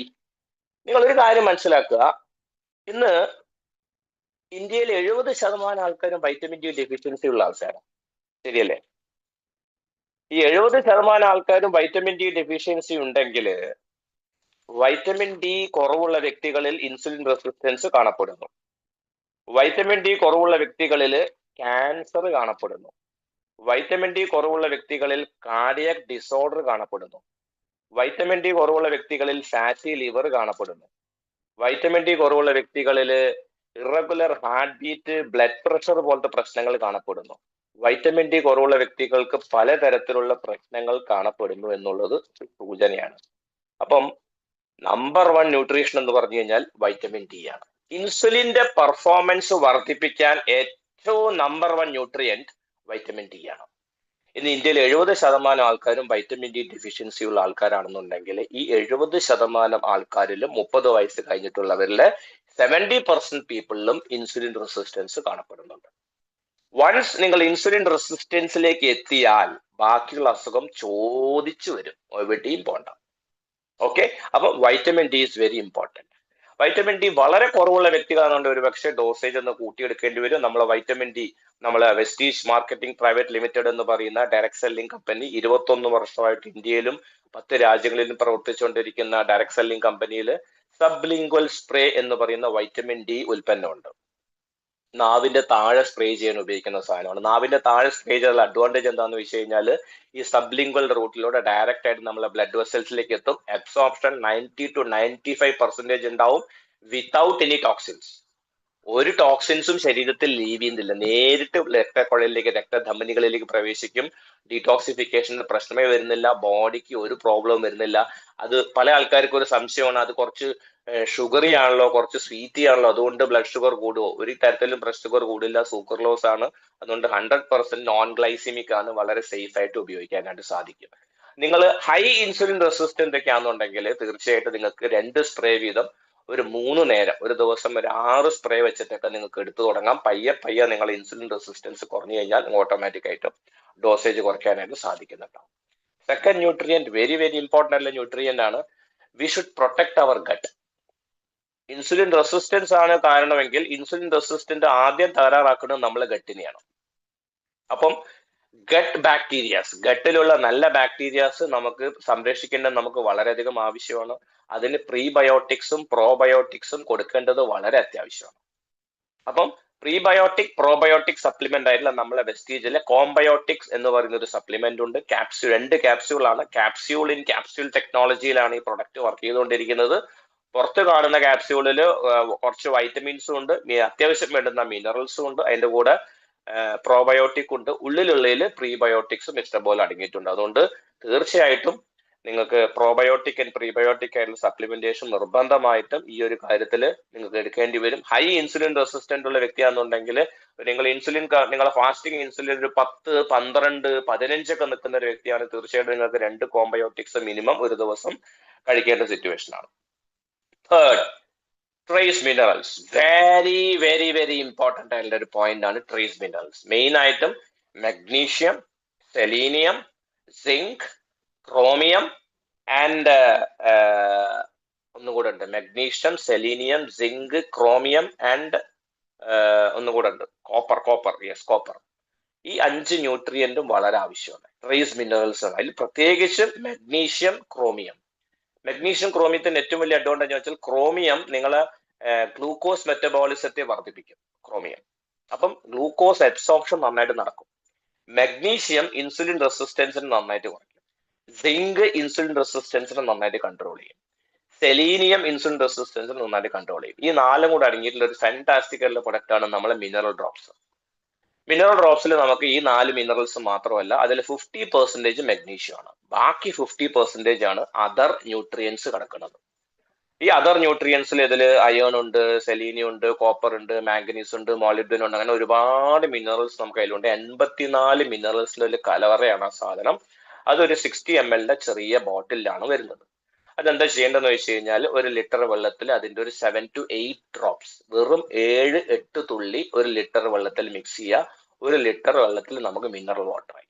വെള്ളം നമ്മളെ വീട്ടിൽ ഫ്രീ ആയിട്ട് കിട്ടുമല്ലോ, ശരിയല്ലേ? വിരാട് കോഹ്ലിക്ക് 1 ലിറ്റർ വെള്ളത്തിന് മിനറൽ വാട്ടർ എന്ന് പറയുന്ന വെള്ളത്തിന് കുടിക്കുന്ന 1 ലിറ്റർ വെള്ളത്തിന് 350-400 രൂപയ്ക്കാണ് വിരാട് കോഹ്ലി കുടിക്കുന്ന ഒരു വെള്ളം. വിരാട് കോഹ്ലി അല്ല, almost all sports persons, all celebrities കഴിക്കുന്ന ഇത്തരത്തിലുള്ള വെള്ളമാണ് മിനറൽ വാട്ടർ. ഒന്നുകിൽ ആൽസ് പർവ്വതം എന്നായിരിക്കാം, അല്ലെങ്കിൽ ഹിമാലയൻ ആയിരിക്കാം, അല്ലെങ്കിൽ Great Salt Lake of Utah. STJ extract ചെയ്യുന്നത് Great Salt Lake of Utah എന്ന് പറയുന്ന US ലേക്ക് നിന്നാണ് എക്സ്ട്രാക്ട് ചെയ്തെടുക്കുന്നത്. That is very good. Fourth, very very important 2 nutrient. 4th and 5th are the game changers എന്ന് പറയാം. Game changer എന്ന് മലയാളത്തിൽ എന്താ പറയുന്നത് എനിക്കറിയില്ല. ഗെയിം ചേഞ്ചർ ന്യൂട്രിയന്റ് ആണ് 4ാമത്തെ 5ാമത്തെ. Nothing but cell power and coenzyme Q10. Cell power and coenzyme Q10. എന്താണ് സെൽ പവറിന്റെയും കോഎൻസൈം Q10ന്റെയും റോള് എന്ന് പറഞ്ഞു കഴിഞ്ഞാൽ, ഇത് 2 സാധനവും മൈറ്റോകോൺട്രിയൽ ഡെഫിഷ്യൻസിക്ക് ഏറ്റവും ബെസ്റ്റ് ആണ്. വൈ? ബിക്കോസ് ഇൻസുലിന്റെ ഉള്ളിൽ മൈറ്റോകോൺട്രിയ ഉണ്ട്. ഇൻസുലിൻ നന്നായിട്ട് പ്രവർത്തിക്കണം എന്നുണ്ടെങ്കിൽ ഇൻസുലിന്റെ ഉള്ളിൽ മൈറ്റോകോൺട്രിയ പ്രവർത്തിപ്പിച്ചാൽ ഇൻസുലിൻ നന്നായിട്ട് വർക്ക് ചെയ്യും. ഈ ഇൻസുലിന്റെ റിസപ്റ്റാർ നന്നായിട്ട് വർക്ക് ചെയ്യണം എന്നുണ്ടെങ്കിൽ ഇൻസുലിൻ റിസപ്റ്റാറിന്റെ ഉള്ളിലും മൈറ്റോകോൺട്രിയ ഉണ്ട്. അപ്പം ഇൻസുലിൻ റിസപ്റ്റാർ നന്നായിട്ട് വർക്ക് ചെയ്യണം എന്നുണ്ടെങ്കിൽ ഇൻസുലിൻ റിസപ്റ്റാറുള്ള മൈറ്റോകോൺട്രിയനെ വർക്ക് ചെയ്യിച്ചാൽ പോരെ. ഇനി കോശത്തിന്റെ അകത്തും മൈറ്റോകോൺട്രിയ ഉണ്ട്. എത്ര മൈറ്റോകോൺട്രിയ ഉണ്ട്? 1000കണക്കിന് mitochondria depends upon the organ. കണ്ണില് ഒരുപാട് മൈറ്റോകോൺട്രിയ ഉണ്ട്. ബ്രെയിൻ കോശത്തില് ഏറ്റവും കൂടുതൽ മൈറ്റോകോൺട്രിയ കിടക്കുന്നത് ബ്രെയിനിലാണ്. ഹാർട്ടിലും കണ്ണിലേക്കാണ് ഏറ്റവും കൂടുതൽ മൈറ്റോകോൺട്രിയ. ഒരു കോശത്തിനകത്താണ് ഞാൻ പറഞ്ഞത്. ഒരു കോശത്തിന് 5000, 10000, ലക്ഷക്കണക്കിന് മൈറ്റോകോൺട്രിയസ് ഉണ്ടെന്നുള്ളതാണ്. അപ്പൊ ഈ ഓരോ മൈറ്റോകോൺട്രിയ നന്നായിട്ട് ഫങ്ഷൻ ചെയ്ത് കഴിഞ്ഞാൽ ഓർഗൻ വിൽ ബി ഹെൽത്തിയർ. അവിടെയാണ് മനസ്സിലാക്കേണ്ടത്. കോഎൻസൈം Q10ന്റെയും ആൽഫാ ലിപ്പോയിക് ആസിഡ് കണ്ടന്റ് അടങ്ങിയിട്ടുള്ള സെൽ പവറിന്റെയും ഏറ്റവും വലിയ അഡ്വാൻറ്റേജ് എന്താന്ന് ചോദിച്ചു കഴിഞ്ഞാല് ഓർഗനെ റിപ്പയർ ചെയ്തെടുക്കുന്നുണ്ടാവും. ഓർഗൻ നന്നായിട്ട് ഫങ്ഷൻ ചെയ്യും. നേരത്തെ നമ്മൾ പറഞ്ഞില്ലേ, medicine destroys the functions of the organ. Why? Because medicine taking the control. നിങ്ങളെ ശരീരം മെഡിസിൻസിന്റെ കൺട്രോളിലാണ് ഓടിക്കൊണ്ടിരിക്കുന്നത്. എന്ന് നിങ്ങൾ മെഡിസിൻ വിഡ്രോ ചെയ്തിട്ട് നിങ്ങളെ ഡയറ്റിൽ നിന്ന് പുറത്തേക്ക് ചാടിയോ അന്ന് നിങ്ങളെ ശരീരത്തിന്റെ മെറ്റബോളിക് റേറ്റ് ആകെ താരുമാറാവും. അതൊരു നൂൽപാലത്തിലൂടെ ഇങ്ങനെ കടന്നു പോയിക്കൊണ്ടിരിക്കും, ഒരു ബാലൻസിൽ. അതാണോ നമ്മൾ ആഗ്രഹിക്കുന്നത്? എന്നാണോ ബാലൻസ് തെറ്റുന്നത് അന്ന് നമ്മളെ ശരീരം പിടിവിട്ട് വീഴും. അതല്ല നമുക്ക് വേണ്ടത്. നമുക്ക് വേണ്ടത് സമ്പൂർണ്ണ ആരോഗ്യമാണെന്നുണ്ടെങ്കിൽ നിങ്ങൾ കോശം ഹെൽത്തിയാക്കി കൊണ്ടുവരണം. കോശം ഹെൽത്തിയാക്കി കൊണ്ടുവന്നാൽ ഒരു ഓർഗൻ ഹെൽത്തി ആവും. ഓർഗൻ ഹെൽത്തി ആയാൽ നിങ്ങളെ സിസ്റ്റം ഹെൽത്തി ആവും. Very simple technology. അതിന് ഏറ്റവും കൂടുതൽ ആവശ്യമുള്ള സംഗതിയാണ് ഇത് രണ്ടും, coenzyme Q10 and cell power. അടുത്തത്, പല ആൾക്കാരും ഇതിനെക്കുറിച്ച് അറിയും പോലും ഇല്ല, vitamin C. Get back to the basics my dear friend. Vitamin C നിങ്ങളെ ഇൻസുലിൻ സെൻസിറ്റിവിറ്റി വർദ്ധിപ്പിക്കും. നമ്മളെ അംല ക്യാപ്സ്യൂള്, നമ്മുടെ വൈറ്റമിൻ സിയുടെ സബ്ലിംഗ്വൽ സ്പ്രേ ഒരു ദിവസം ഒരു 3 മുതൽ 6 സ്പ്രേ വരെ അടിക്കുന്നുണ്ടെങ്കിൽ നിങ്ങളെ ഇൻസുലിൻ റെസിസ്റ്റൻസ് കുറയ്ക്കാൻ ഏറ്റവും നല്ല സാധനം വൈറ്റമിൻ സി. ഇതിന്റെ കൂട്ടത്തിൽ last but not the least sea buckthorn. സീബക്തോണില് 190-ലധികം ബയോഫ്ലേവനോയിഡ്സ് അടങ്ങിയിട്ടുണ്ട്. 190-ലധികം ഒരുപാട് എന്താ പറയാ ബയോ ആക്റ്റീവ് കോമ്പോണൻസ് അടങ്ങിയിട്ടുണ്ട്. ആന്റി ഓക്സിഡന്റ് വളരെ ആവശ്യമാണ്. ഈ ആന്റി ഓക്സിഡന്റ് കുറയുന്നത് കൊണ്ടാണ് ശരീരത്തിൽ ഫ്രീ റാഡിക്കൽ സ്ട്രെസ് ഉണ്ടാവുന്നതും ഈ പറയുന്ന ഓക്സിഡേറ്റീവ് സ്ട്രെസ് ഉണ്ടാവുന്നതും ഈ ശരീരം അടിമപ്പെടുന്നതും പലതരത്തിലുള്ള അസുഖത്തിലേക്ക്. അപ്പൊ ഇതിനെ റിവേഴ്സ് ചെയ്ത് കൊണ്ടുവരണമെന്നുണ്ടെങ്കിൽ ആന്റി ഓക്സിഡൻസ് വളരെ ആവശ്യമാണ്. അതിന്റെ കൂടെ നമുക്ക് ഒരു പരിധി വരെ നമുക്ക് നമ്മൾ വൈറ്റൽ കോംപ്ലക്സ് ഉപയോഗിക്കാം. വെസ്റ്റീജിന്റെ ആയുസാന്ത് വൈറ്റൽ കോംപ്ലക്സ് ഒരു പരിധി വരെ വളരെയധികം എഫക്റ്റീവ് ആയിരിക്കും ഈ ഒരു കേസിൽ.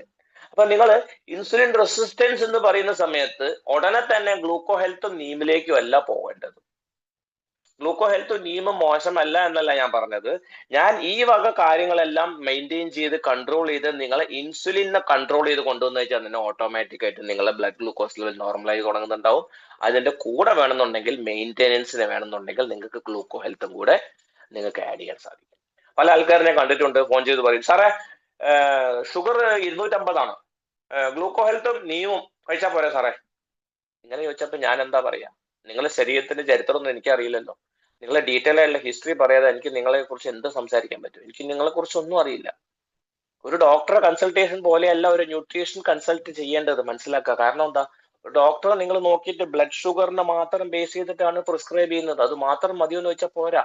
നിങ്ങളായിട്ട് ഡീറ്റെയിൽ ആയിട്ട് സംസാരിച്ചിരുന്ന് നിങ്ങളെ ഭക്ഷണത്തിന്റെ രീതി, നിങ്ങളെ വ്യായാമത്തിന്റെ രീതി, നിങ്ങൾ ഉറക്കം വെരി വെരി ഇമ്പോർട്ടന്റ് ഉള്ള സംഗതിയാണ് നിങ്ങൾ ഉറക്കം എന്ന് പറയുന്നത്. ഞാൻ 7 മണിക്കൂർ ഉറങ്ങാത്ത ദിവസം വർക്കൗട്ട് ചെയ്യാൻ പോവാറില്ല. Minimum 7 hours. ആദ്യം വേണ്ടത് സൗണ്ട് സ്ലീപ്പാണ്. സൗണ്ട് സ്ലീപ്പ് ഇല്ലാത്തൊരു വ്യക്തി എക്സസൈസിന് പോകരുത്. സൗണ്ട് സ്ലീപ്പ് ഇല്ലാത്ത വ്യക്തി എന്ത് ഡയറ്റ് കഴിച്ചിട്ടും കാര്യമില്ല. സൗണ്ട് സ്ലീപ്പ് ഇല്ലാത്ത വ്യക്തി നിങ്ങൾ എന്ത് ഗുളിക രൂപത്തിലെ ന്യൂട്രീഷൻ സപ്ലിമെന്റ് വലിച്ചു വാരി കഴിച്ചിട്ടും കാര്യമില്ല. 7 മണിക്കൂർ ഉറങ്ങണം എന്ന് പറഞ്ഞാൽ 7 മണിക്കൂർ നിർബന്ധമായിട്ട് ഉറങ്ങണം. അത് കഴിഞ്ഞിട്ടാണ് ഡയറ്റ്, അത് കഴിഞ്ഞിട്ടാണ് എക്സസൈസ്, അതും കഴിഞ്ഞിട്ടാണ് സപ്ലിമെന്റ്. അപ്പം സപ്ലിമെന്റിന്റെ ആദ്യത്തെ റോൾ ഒരിക്കലും കൊടുക്കരുത്. ഞാൻ ഐ എം നോട്ട് എന്താ പറയാ ഡീഗ്രേഡിങ് സപ്ലിമെന്റ്സ്. സപ്ലിമെന്റ്സിനെ ഡീഗ്രേഡ് ചെയ്യല്ല. എല്ലാം സപ്ലിമെന്റിനെ കൊണ്ടൊരു മാജിക് സംഭവിക്കില്ല. കുറെയൊക്കെ ഞാൻ നിങ്ങൾ കൺട്രോൾ ചെയ്യും. ഇടയ്ക്കിടയ്ക്ക് സ്നാക്ക് ചെയ്യുന്ന ഒരാളാണെന്നുണ്ടെങ്കിൽ ഇടയ്ക്ക് സാർ ഭക്ഷണം ഞാൻ ഹെവി ആയിട്ട് കഴിക്കാറില്ല, പക്ഷെ ഇടയ്ക്കിടയ്ക്ക് സ്നാക്ക് കഴിക്കാറുണ്ട്. ഇത് വളരെ കട്ടപ്പോക്കിയ സ്ഥിതി. അപ്പം നിങ്ങൾ get back to the basics. ഈ നേരത്തെ പറഞ്ഞ 17-18 കാര്യങ്ങൾ നിങ്ങൾ പാലിക്കാൻ തയ്യാറാവുകയും അതോടൊപ്പം തന്നെ സൗണ്ട് സ്ലീപ്പും എക്സസൈസും അത്യാവശ്യം വെയിറ്റ് ട്രെയിനിങ്ങും റെസിസ്റ്റൻസ് ട്രെയിനിങ്ങും അതിന്റെ കൂടെ നിങ്ങൾ ന്യൂട്രീഷൻ സപ്ലിമെന്റും എടുക്കുന്ന ഒരു വ്യക്തിയാണെന്നുണ്ടെങ്കിൽ തീർച്ചയായിട്ടും നിങ്ങൾക്ക് നല്ലൊരു ശരീരത്തിന്, നിങ്ങളെ മിറർ കാണുന്ന സമയത്തെ നിങ്ങൾ എന്താ പറയാ, നിങ്ങളെ ബോഡി കാണുന്ന സമയത്ത് നിങ്ങൾക്ക് നിങ്ങളെ ശരീരത്തോട് താല്പര്യം തോന്നണം. I started loving my body these days. കാരണം എന്താ എന്താ പറയാ, ഷർട്ടൊക്കെ അയച്ചിട്ട് ബനിയനൊക്കെ അയച്ചിട്ട് നിങ്ങൾ ആ മിററിന് മുന്നിൽ നിൽക്കുന്ന സമയത്തെ ഈ കോട്ട വയറൊക്കെ ചൂടി ബ്രസ്റ്റൊക്കെ ഇങ്ങനെ തൂങ്ങി നിന്ന് അങ്ങനെയൊക്കെ നിൽക്കുന്ന സമയത്ത് നിങ്ങൾക്ക് തന്നെ തോന്നും, ഞാനാണോ ഈ ഞാൻ എന്ന് തോന്നും. അതേസമയം ചെസ്റ്റൊക്കെ ഒന്ന് ടൈറ്റായി സ്റ്റിഫ് ചെയ്ത് ഷോൾഡറൊക്കെ ഒന്ന് നിവർത്തി അല്ലെ, ആ ലെവലിൽ നിങ്ങൾ ഒരു പോസ്റ്ററോട് നിൽക്കുന്ന നിങ്ങളെന്ന് നിങ്ങൾ ചിന്തിച്ചു നോക്ക് അല്ലെ. നിങ്ങളെ ബോഡി ഷേപ്പ് ഔട്ട് നിങ്ങൾ ചിന്തിച്ചു നോക്കും അല്ലെ. അതെന്താ പറയാ, അത് ശരിക്കും you should love your body first. നിങ്ങൾക്ക് നിങ്ങളെ സ്നേഹിക്കാൻ പറ്റാത്ത ഒരാളാണെങ്കിൽ നിങ്ങൾക്ക് നിങ്ങളുടെ ഭാര്യനെയോ മക്കളെയോ സ്നേഹിക്കാൻ പറ്റൂല. അത് വെറും ബോഗസാ, ഉറപ്പാ. ആദ്യം നിങ്ങൾ നിങ്ങളെ ശരീരത്തെ സ്നേഹിക്കും. ശരീരത്തെ സ്നേഹിക്കുന്ന ഒരു വ്യക്തിയാണെന്നുണ്ടെങ്കിൽ നിങ്ങൾ വീട്ടെ തൊട്ടടുത്തുള്ള ജിമ്മിൽ ഏതെങ്കിലും പോയിട്ട് ജോയിൻ ചെയ്യും. കേരളത്തിൽ ഇത്രയും അധികം ജിമ്മോ പ്രോട്ടീൻ വ്യക്തി വേറെ ആരും ഉണ്ടാവില്ല, ഞാനേ ഉണ്ടാവുള്ളൂ. ഞാൻ ജിമ്മ് നടത്തുന്ന ആളൊന്നും അല്ല കേട്ടോ.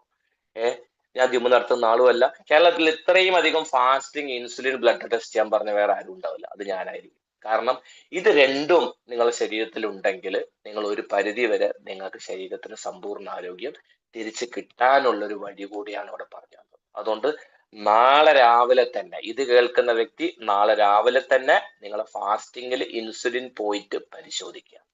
പറ്റുമെങ്കിൽ നാളെ തന്നെ ഏതെങ്കിലും ജിമ്മിൽ പോയിട്ട് ജോയിൻ ചെയ്യാം. വയസ്സൊന്നൊരു വിഷയമല്ല.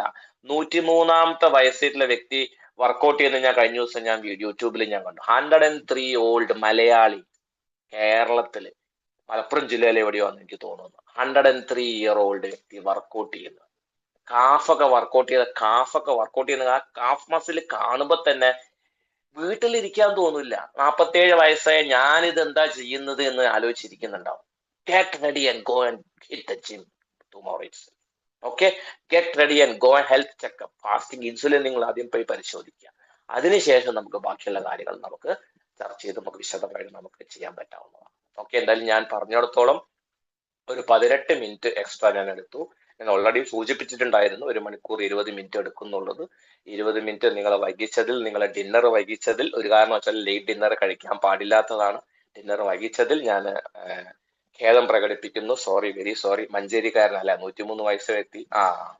ആലോചിച്ച് നോക്ക് അല്ലെ, 103 വയസ്സായ വ്യക്തിക്ക് ജിമ്മിൽ പോയിട്ട് വർക്കൗട്ട് ചെയ്യാമെങ്കിൽ ആർക്കേക്കൊക്കെ പോയി വർക്കൗട്ട് ചെയ്തൂടെ?